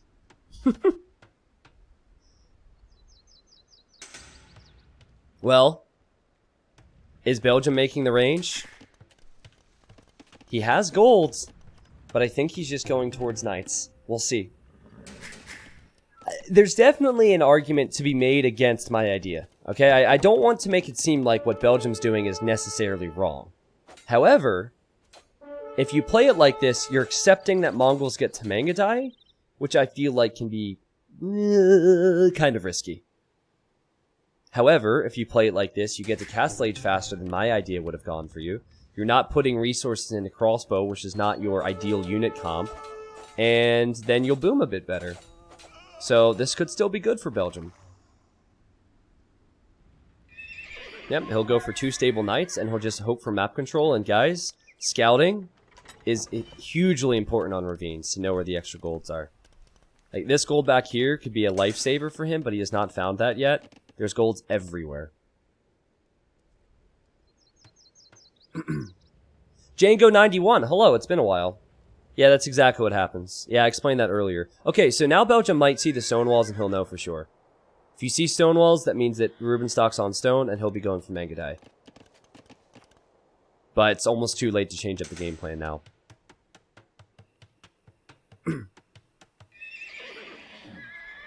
Yep, regardless of how many games are actually played between the players, I always receive the max amount of recorded games. So I receive 5 recorded games for every set, and it's to prevent spoilers. That way I don't see, oh, I've been sent 3 games. That means that, you know, this series ended 3-0. The calm before the storm, as Darth Vader says. Indeed, but look at the boom for Belgium. If you don't have to build a castle, if you streamline everything towards the night production, you have a lot of food. He's taken all of his berries with the forge bonus already, and he will go to 3 town centers at the start. Rubenstock? What will he do? Okay, so he goes for a town center, and he might get a bit worried that these knights might break in. So here's the deal with Rubenstock's position. You know you're going to be behind in economy. So if you build the castle right away, that actually sets you further back than if you go for 2 TCs to catch up there, and then build the castle later.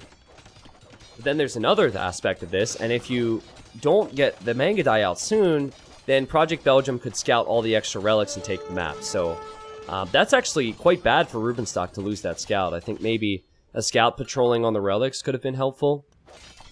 So utterly complicated, isn't it?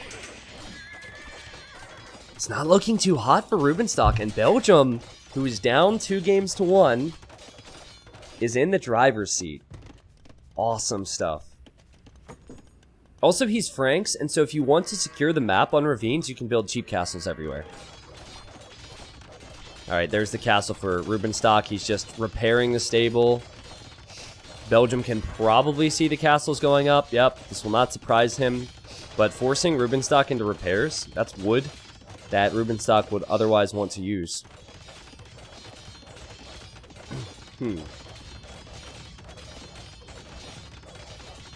As for the beauty of Hidden Cup right now, and all these maps, is that I don't think there's a defined meta. For a meta to develop, they have to be maps that are played frequently, and there's only about 4 or 5 maps that are played on a regular basis in other tournaments that are in the Hidden Cup. So, granted, I could probably give you like top 5 civilizations, and we can think about it logically. The reality is, you know, there's a lot of... We've seen already in the qualifiers that there's a lot of different ways that players will play these maps. So yeah, there's no... Hess, I can't say that there's a defined meta for most. Here, you're definitely seeing some walling, right? Players like to do that, but beyond that, I can't say too much. Does that mean that the best player may not win? Well, it means that there's some strategies involved that players will not have seen before, and it also means that preparation is key. So, after Hidden Cup 2, spoilers at this point, but the Max lost to Viper 4-3. Do you guys think Max is the second best player in the world? Do you think that he was the second best player in that tournament in terms of natural skill? No. But why did he get there? There are other factors like seeding and who he faced, but he strategized. Finnish players are beastly when it comes to strategy, and Max he had some wacky things planned. So the point is, you know, you've seen it in the qualifiers, you'll see it in the main event. There's different things that can happen. There's tricks that people will have to have up their sleeves, and you won't know who you're playing. So if you face Rubenstock in the qualifier, you're like, oh, okay, Rubenstock plays this way. Max plays this way. But you don't know who you're playing in the Hidden Cup, so I think it's really good. I definitely feel like there's something psychological to it as well. Some players are going to thrive when people don't know who they are, and some people are going to like be like, oh shoot, they know who I am. They know what I'm going to do, you know? Like, if we use some of the top 8 as an example, if Tato goes for islands and Italians, I know exactly how Tato will play that, usually. He's going to back dock, he's going to go fast castle, front 2 dock, fire galley, and that's what Tato has done recently. But in Hidden Cup, we'll be like, wait, is this Tato? Let's see what he does, you know, and we speculate, so. Oh, whoa, Belgium wants to castle there. I don't know if he needs to castle there, but he really wants to. He has a lot of knights. I think the wiser play is take this to the Imperial Age, Belgium. Castle over here. Oh boy. Rubenstock knows this is probably going to imp. He's collecting that relic. See, Belgium didn't do that, guys. He's had the time. He hasn't even made a monastery. And he really wants to castle there. That's so interesting to me. Oh wait, he's going to go up to imp. Well, now it makes sense. If this castle goes up, and it will, he can make trebs to take out the all-important castles from Mongols. Oh, and he trapped some of the Mangadai too. And also, the monk didn't bring the relic back. Okay, that makes perfect sense. Watch this. The castle will be completed. He will immediately start mining more stone for another castle. He's on his way to the Imperial Age. This is smart thinking. This is really smart thinking. He didn't go heavy on upgrades on the knights because he knew he wouldn't be able to use them. And he's going to go to stone at home as well. Belgium is locked in. I think this could work. The Mangadai can't pressure Belgium. There will likely be a second castle on the same part of our screen here. And Trebs will be coming out. And then Rubenstock, he has to click up himself. And he will do so. But he's about 27% behind. Celts are fantastic, man. Celts have been picked more recently than ever, I think. To answer your question in the chat. Just ask Huang about that one, man. Ogu says, I got sub for some reason. I don't know how, but thanks anyways. Yeah, you're welcome, Ogu. Enjoy it, man. Yeah, I dropped some gifted subs earlier, but there's been, more than myself, there's been a lot of people doing so. You can actually go to the settings, and it'll tell you if you want to, if you need to know who to thank. Thank you, Deadpool. Thank you, Juggernaut, for the Twitch Primes. Thank you, Harlequin. Olvaga.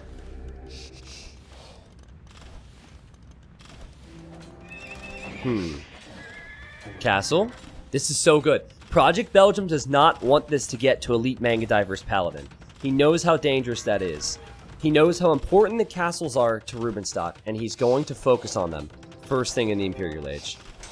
He will still go for Cavalier. He will still want Paladin long term, but what he wants to do is take those castles out of the picture for Mongols. And guys, for all the walling Rubenstock has done, he's secured himself resources, but I don't know if he's going to be able to get the Mangadai numbers he needs. The other thing about this castle spot too is Mangadai, they can snipe siege. So normally, if you're repairing your castle in Rubenstock's position, you repair, you send in your Mangadai, you snipe the Trebs and run back. But do you want to engage underneath 2 castles? I don't think you do. I don't think you can, not comfortably. Alright, the scout is on patrol out here. If Rubenstock ever goes out to get relics, which can be key, the scout is at least blocking that from being a possibility. I did hear this, though. Rubenstock's getting another one. But the monastery's forward, and the Trebs are on the way. The Trebs are on the way. I like how Belgium likes to put his knights inside the castle. He did that in another game, too. Just to heal them up a little bit and have them in the right position. I almost feel like you have to give up this castle if you're Rubenstock. I think it's too difficult of a position to hold. Belgium sees the Mangadai. He knows they might try and snipe the Trebs. A third castle here. Wow. Yeah, Rubenstock has to give that up. This is such smart thinking. I thought that Belgium was going to overextend, but the reality is it's perfect position. It was a perfect game plan. His eco is still really good behind all of this as well. Perhaps the only thing, like I said, is not making a monastery to gather relics, but there's so much going on right now. I could see why he wouldn't have the presence of mind to do that. Paladin is about to be on the way for him, too. Wait, no. Wait a second. Oh, that's Cavalier. I didn't realize he didn't have Cavalier yet, because he didn't have his units out, so the Cavalier upgrade's a bit late. But he does have the armor. It's looking messy for Rubenstock, who has elite Mangadai, and it will be awkward for Project Belgium to take out that castle. Okay, Rubenstock, who is just looking for a time and an area to fight now, is moving to the left, where Belgium is going to take that gold. I see he is all over the place on gold, but no castles there to secure things.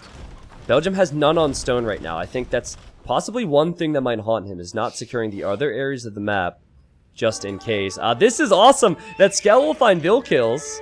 The scout was weak, so it goes down. And the Mangadai find Vil kills as well, but here comes Belgium. The Mangadai are not here to protect you, Rubenstock. And Paladin is on the way for Project Belgium. Are we going to a Game 5? Which is what everybody in this community expected. We knew this. Uh-oh. Uh-oh. The Mangadai are back. Uh-oh. Not the Trebs. 1 down. 2 down. 3 will be down. Belgium, I think you just have to attack Eco then. He's doing it. He's attacking Eco here. He's attacking Eco here. Split up your units. The Mangadai need to be in one spot. The Cavalier do not. And keep the spam coming, Belgium! There's so many idols for Rubenstock at the moment. He has 50 idle villagers. He's on one part of the map. So yeah, he took out those Trebs. But the eco numbers are so bad, and this is all before Paladin completes too. There's been almost no expansion for Rubenstock. Belgium node! Belgium node. Wow. Belgium knew? Sorry. I'm getting too excited. He knowed! He knowed that he was going to expand. He knowed it, guys. And the castle gets denied by the Paladin. Oh my god. I'm such a wreck. I'm such a mess. As long as that foot stays on the gas, more Trebs will come. More Paladins will come for Belgium. And castle is officially denied. I love how Project Belgium played this.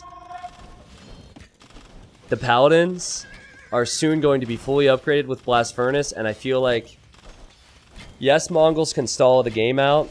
Yes, they can snipe Trebs and keep those castles up, but this is the resources we're looking at for Rubenstock. He doesn't have a lot. He does not have a lot at all. I don't think the KD...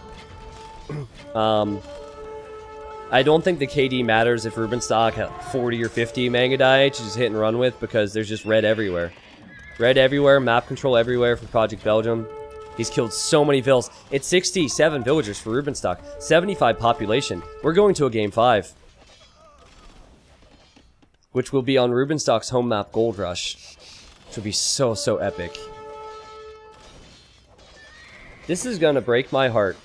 I am going to be elated and sad at the exact same time. Because one of these players will have to lose today. Yeah, Rubenstock's dead. Rubenstock, don't even try it, man. Just prepare your Gold Rush strategy, because that's where we're going.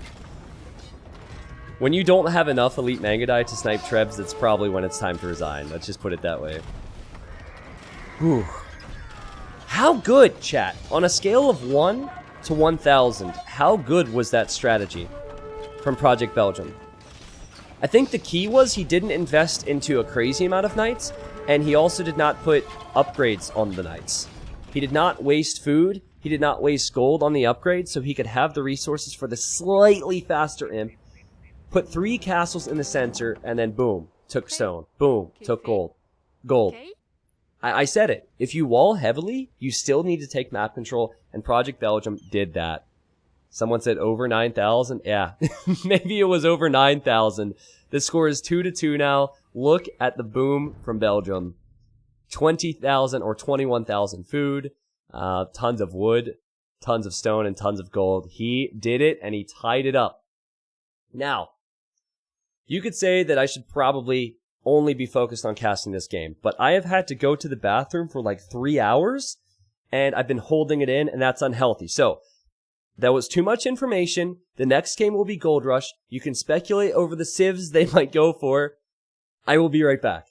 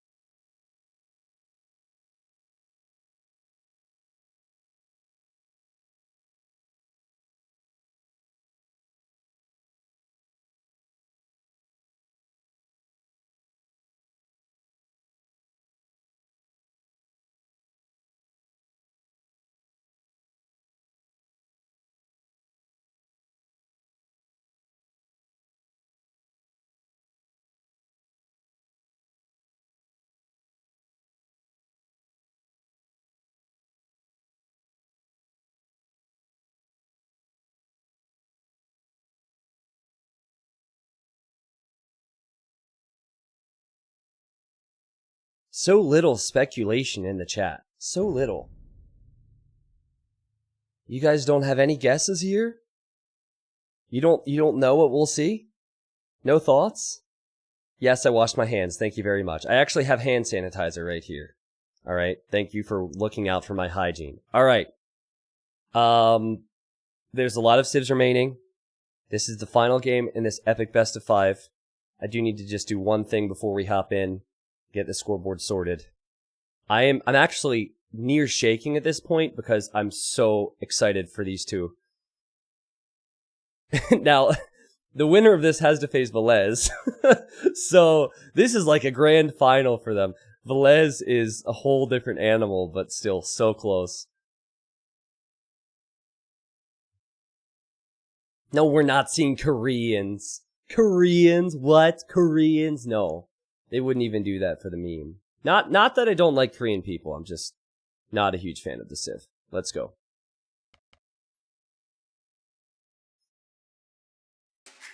Ladies and gents, here we are, game number 5. When the bracket came out, I said I think this was going to 5 games. Tarzes, who did a wonderful, wonderful AoE zone post, summing up his thoughts on the qualifier, said that he thought this would go to 5 games. I think. We're going to pretend he did. I forget at this point. We knew it would be close. We knew these two were evenly matched. They were evenly seated. Rubenstock was playing as the Khmer, and we have Project Belgium playing as the Mayans. Now, I talked about it in the previous set. This Hidden Cup Gold Rush is more open and it's more fair. You are going to see some problems for the maps, but for the most part, you're not going to see a situation where one person has all of his golds on the front hill and the other person has everything in the back. It is still wallable. You still get 7 tiles of gold and the rest of the gold is in the center. This was Rubenstock's home map pick, and he felt like Khmer would be a strong pick here. Now, Khmer recently were buffed, I guess a month or 2 ago, time flies, but their farms no longer have drop-off points, and it makes their food eco insane. And I realistically feel like Khmer could possibly go Scouts into Castle Age, and maybe you could go for Scorpions against Mayans. But for Project Belgium, I'm looking at these golds. This is going to be a bit nasty for him, but he'll love the stone if he wants plumes, that is. Easy wall off, nice little back area. Sucks his berries are forward. I would definitely say his map is worse. But imagine if he locks down that hill, and imagine if he makes a big push towards the center. Someone says update the map name. Sorry, I forgot about that one. I'll do that right now. A big issue that I had with the Gold Rush on DE is that there were tons of wolves in the center, and as much as the wolf rush is fun and memey and exciting, The concern with that is it also eliminates that option for aggression. Let's say that Rubenstock full walls his base and goes for fast castle. Well, the best counter to that is to send villagers forward to tower and to pressure. And what was happening was people would go fast castle and then someone else would lose all of their villagers to wolves in the center. So it really... It's exciting to have some wolves on this map. We did not remove that. There are still some wolves around the sides. But we just put one wolf in the center just for the novelty of it. And I think for the balance, it's good to have that like eliminated, I guess, from the middle. Now, I'm thinking scouts for Rubenstock. I think the faster you can get those farms up for Khmer, the better. Will Belgium go for Drush Fast Castle? How will he play this? He can wall towards that house. He'll have the stone and the gold secured, no problem. He wall here. Have all of his wood lines in the back secured, no problem. Is anyone else surprised we're not seeing slabs pick more often? Oh wait, Project Belgium, you can do that. You can do that. But you also need to dodge the TC fire. Nice job. That's good for Belgium. I personally feel like, I know in Hidden Cup 2, it was Slavs and Malians picked frequently, and not so much Mayans on Gold Rush. I really feel like Slavs are still top tier here. And I know that Project Belgium is looking to be annoying. Already coming over here to attack, and already Rubenstock is looking to wall up. I mean, we could see a villager go down for Ruben. He doesn't have loom. Oh, he does have loom. Never mind. I lied. He was researching it. So this is fast castle then for Rubenstock. So then, if you know that your opponent's walling like this, you know they're going fast castle. And your Mayans against Khmer, do you just do the same and make no military whatsoever? It's possible. Suver says, YouTube, you have forgotten us, T90 official. What do you mean I've forgotten you? I haven't forgotten about YouTube. Hold on. Let me see. When's the last time I uploaded a video? You do realize I've been streaming like 10 hours a day. And I uploaded a video 18 hours ago. I uploaded a video 12 hours before that. We had a talk show. Doing my best, man. I'm doing my best. You don't have to worry. That everything will go to YouTube in time, but I'm not going to spam my YouTube. Okay? I don't want to upload 6 videos a day. I don't think that's very good for the channel. But we'll get the best stuff up there. Certainly, this game will be up, I'm sure, because this is a big decider. Beautiful farms from Rubenstock. I hate to show you guys that, because I know exactly what you're going to say in the chat. But we'll just...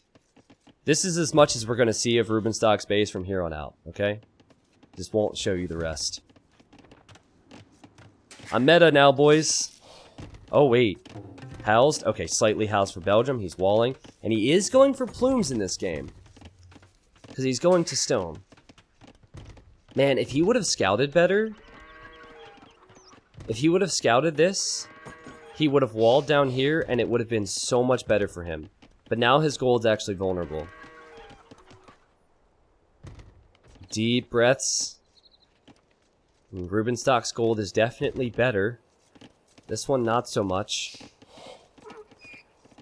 And it's less awkward for Rubenstock in many ways. But then he's Khmer. Fast Castle Scorpions? Knights? I think any Civ with strong food eco and Seadram can be good against Mayans, though. Just still feel like Slavs, man. What happened to Slavs? Why aren't people picking Slavs? See, I'm biased because I have a really good win rate with Slavs on Gold Rush in rated games. I feel like it counters a lot of Civs that get picked for this. But I'm also not good enough to be in this qualifier, so who knows what that means. Scorpions, elephants. Yeah, we could see some wacky things coming for sure. But yeah, just fast castle. Just fast castle. This has had a slow start, and it will have a very strong finish. T90 official, how do you feel about Hera's new Bulgarian strat? Man-at-Arms, Rush, 20 pop, super OP, better than Persian douche in my humble opinion. Okay, I don't know if that's a troll. That has to be a troll, right? How can a Man-at-Arm Rush be compared to a Persian douche? It can't be compared.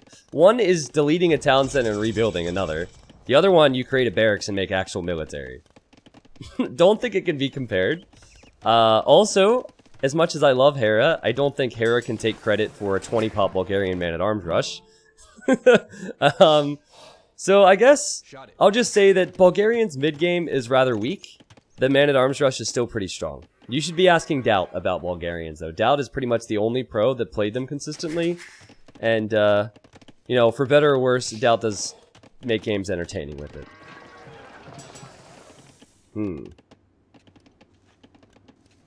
Alright. Saying that Hera invented the 20-pop man-at-arms rush with with Bulgarians would be like saying that Spirit of the Law invented math. Because, like... Yeah, anyways. We have some Finnish fans in the chat. We have Project Belgium fans in the chat. I'm fans of both. These guys are awesome. Especially for people who have been around for years, because we've seen these guys develop into such amazing players. I'm not roasting Hera. Ooh. Okay, this has got to be for a siege workshop, right? Rubenstock. Attacking the wall just to freak out Belgium. Palm sweaty, mom spaghetti. Now guys, Rubenstock does not see that Project Belgium is on stone, but he does see Blacksmith Market, which pretty much tells him that since there's no barracks, since there's no archery range, it will be plumed archers.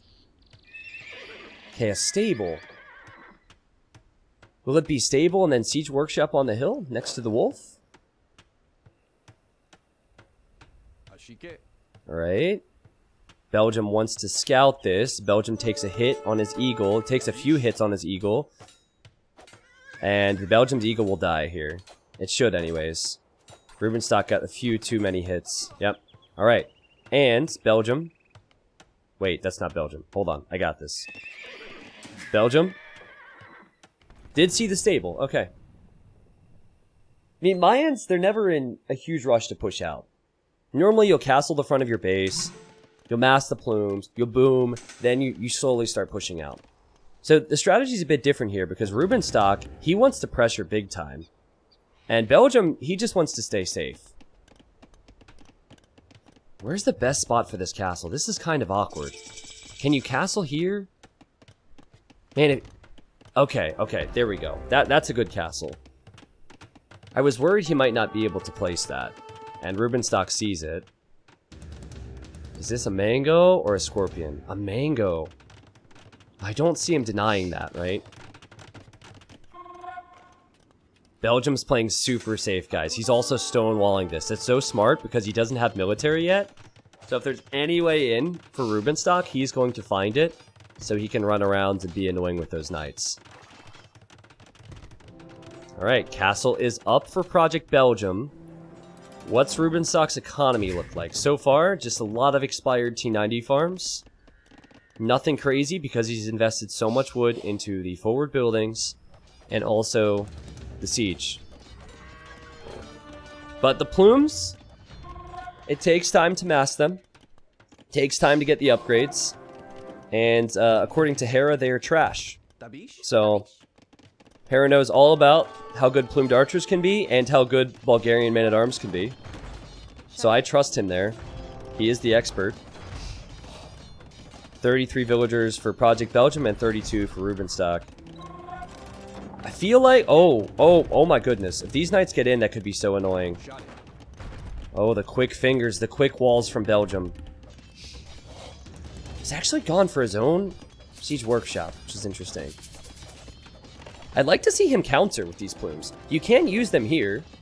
Why not head on over to Rubenstock's base? I think that's what I would do. Oh, and imagine if he goes to the center right now, the TC's on the way up. I don't see it happening. I think Belgium instead is just going to try and distract these knights. Fletching is in on the plumes.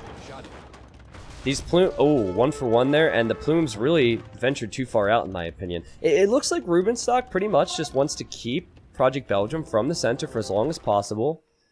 With that town center being up already, he has some nice control in the center area, which is so important on this map. No second town center or anything for Belgium. I just... At the moment, economically, he's definitely going to fall behind. And I'm not seeing the plumes offering all that much for him. He's having to micro away these farmers as well.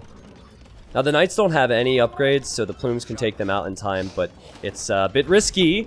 Belgium, how's your micro? That looked like a bit of a misclick. Okay. If he loses the plumes... Oh, he's not going to lose the plumes. He's not going to lose the plumes. The micro from Rubenstock, though. That's beautiful. Rubenstock still being a pest with the mango. It's 49 population for Rubenstock. It's 47 for Belgium. This is so close. This is so close. But what that bit of micro did for Rubenstock is it bought him another couple minutes here. It bought him more time to send this Mangonel forward. This is so intense. Okay, now Belgium knows there's more. If he gets in the minimum range, though, he can hit this. Still has to worry about the knights. This is awkward. This is really awkward. Okay, he lost a plume, and he... Oh! Man, it's so hard to judge these fights, man. It's so hard to judge these fights, but he lost 2 plumes and killed a mango.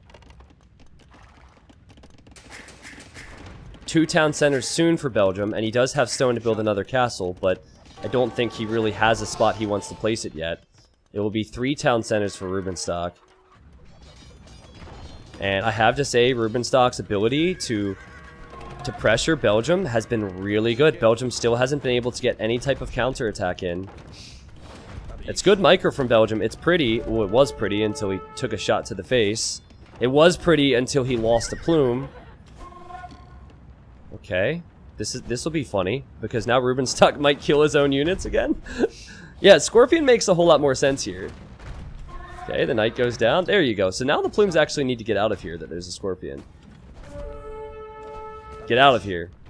Get out of here. Get out of here. Get out of here. Get out of... but what?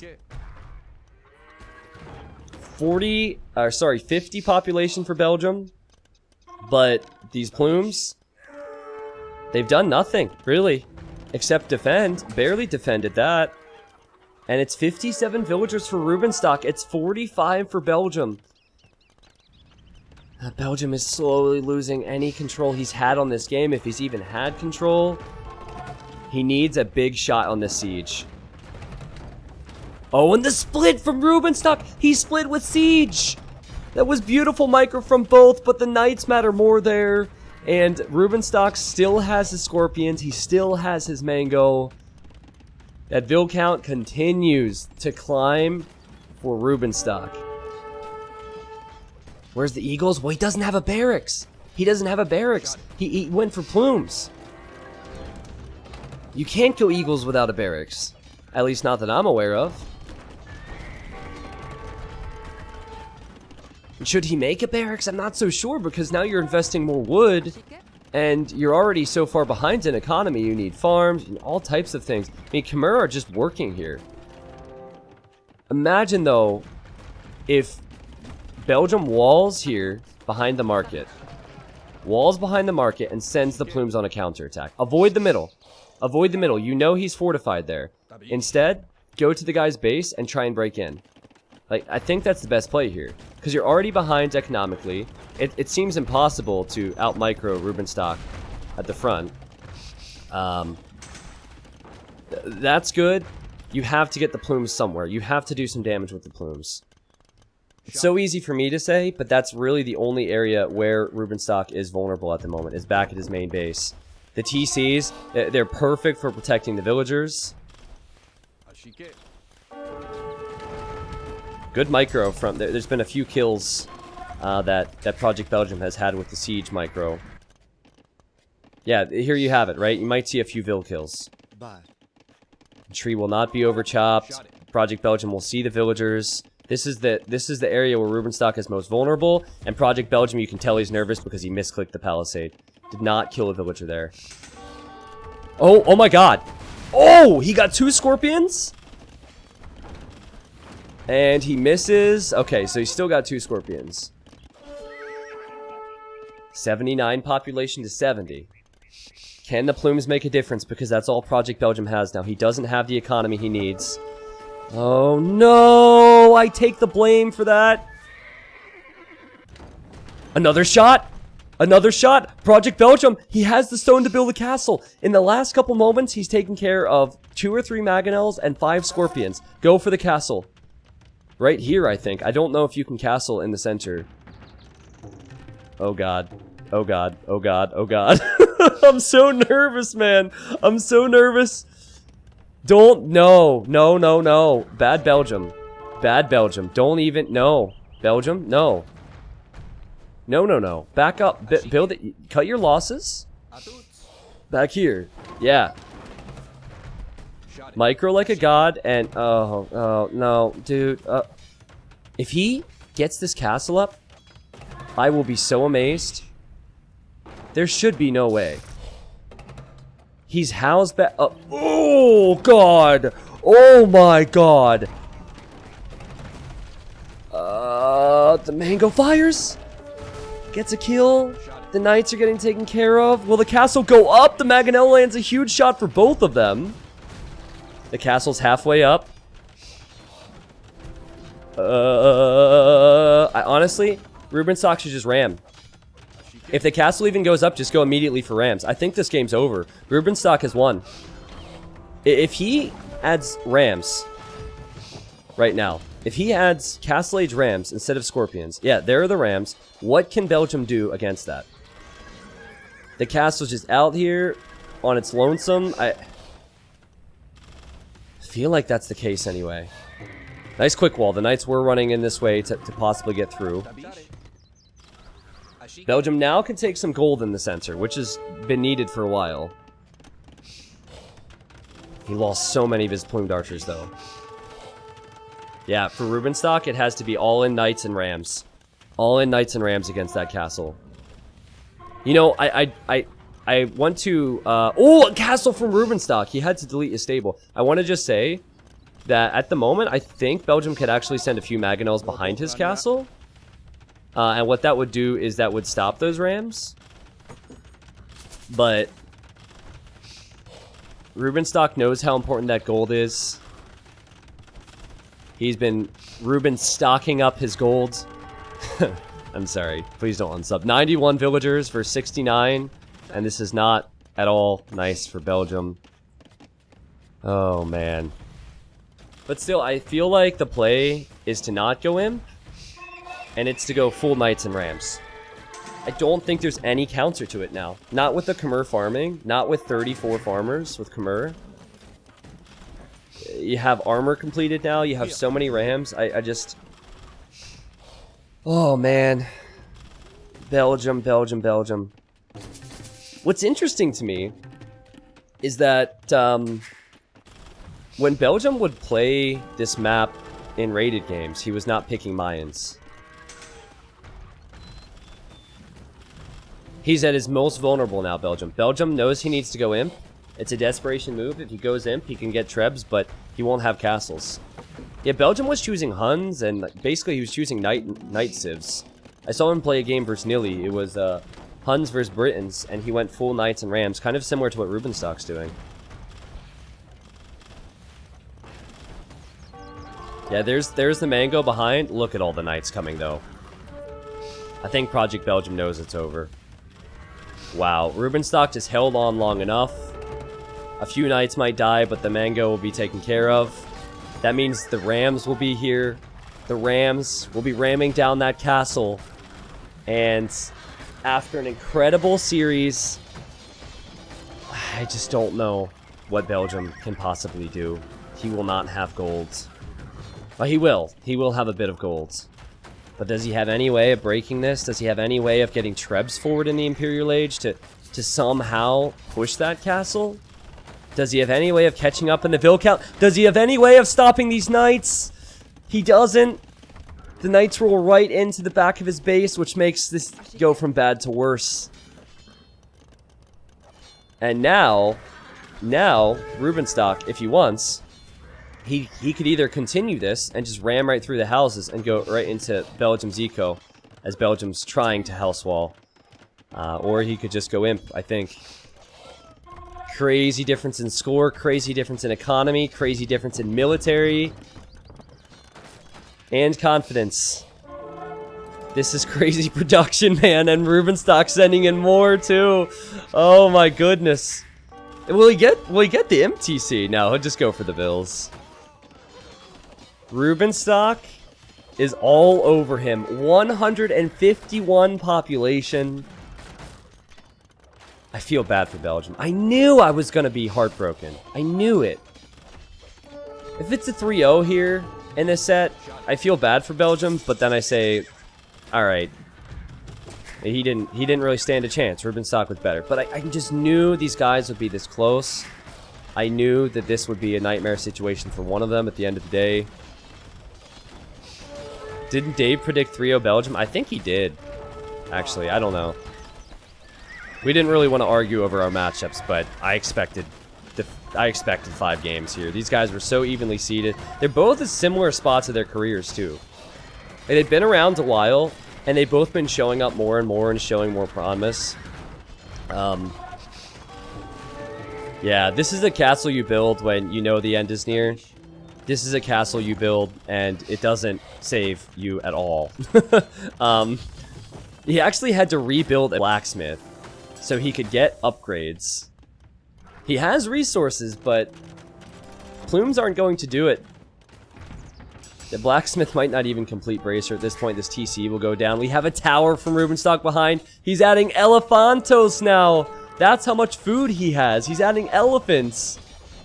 Full castle age pressure. Look at this base from Rubenstock. Nah, you can micro all you want, but you're not saving your eco, Belgium. 64 villagers. He's hoping that he can chop wood to even make up the cost of that lumber camp. Oh, yeah, exactly. Blacksmith to get upgrades on units you do not have. Rubenstock wins the best of 5. And for all you Finnish fans out there, Rubenstock will now have to play against his teammate in round 2, Velez, in a best of 7. And the winner of that best of 7 will be one of the participants in Hidden Cup 3. So, if you're a Project Belgium fan, you're probably heartbroken. I don't think there's anyone out there who really hates either of these guys. I just know that I feel bad for you, Belgium. Chat, can we please first salute Belgium for an amazing best of 5? There will be more opportunities for you. Please continue to play, because this was an awesome competitive matchup. Now, at the same time, I feel like Belgium kind of went against his roots here. I really do. I feel like Belgium would be more of the player I would expect to play Gold Rush with Khmer or some Knight Ram Civ, as opposed to Mayans. So I am still really surprised he went for this pick, and he might be kicking himself for it. That said, Rubenstock did just enough in early Castle Age. He held on. He knew that Project Belgium would invest into a castle, and when he kept the plumes at bay, he expanded that economy. The Khmer farming kicked it up a notch, and the production was just unreal. So congratulations, Rubenstock. Take a look at the food here. I bet you it's crazy. 15,000 food for Rubenstock. And of course he had more gold with the center, he had more wood. I think this strategy from Rubenstock was on point. I don't think Project Belgium can have any real complaints about anything there except just the gameplay, right? Map was slightly worse, could have been a factor, wasn't. Project Belgium got to his plumes, he just could not push out.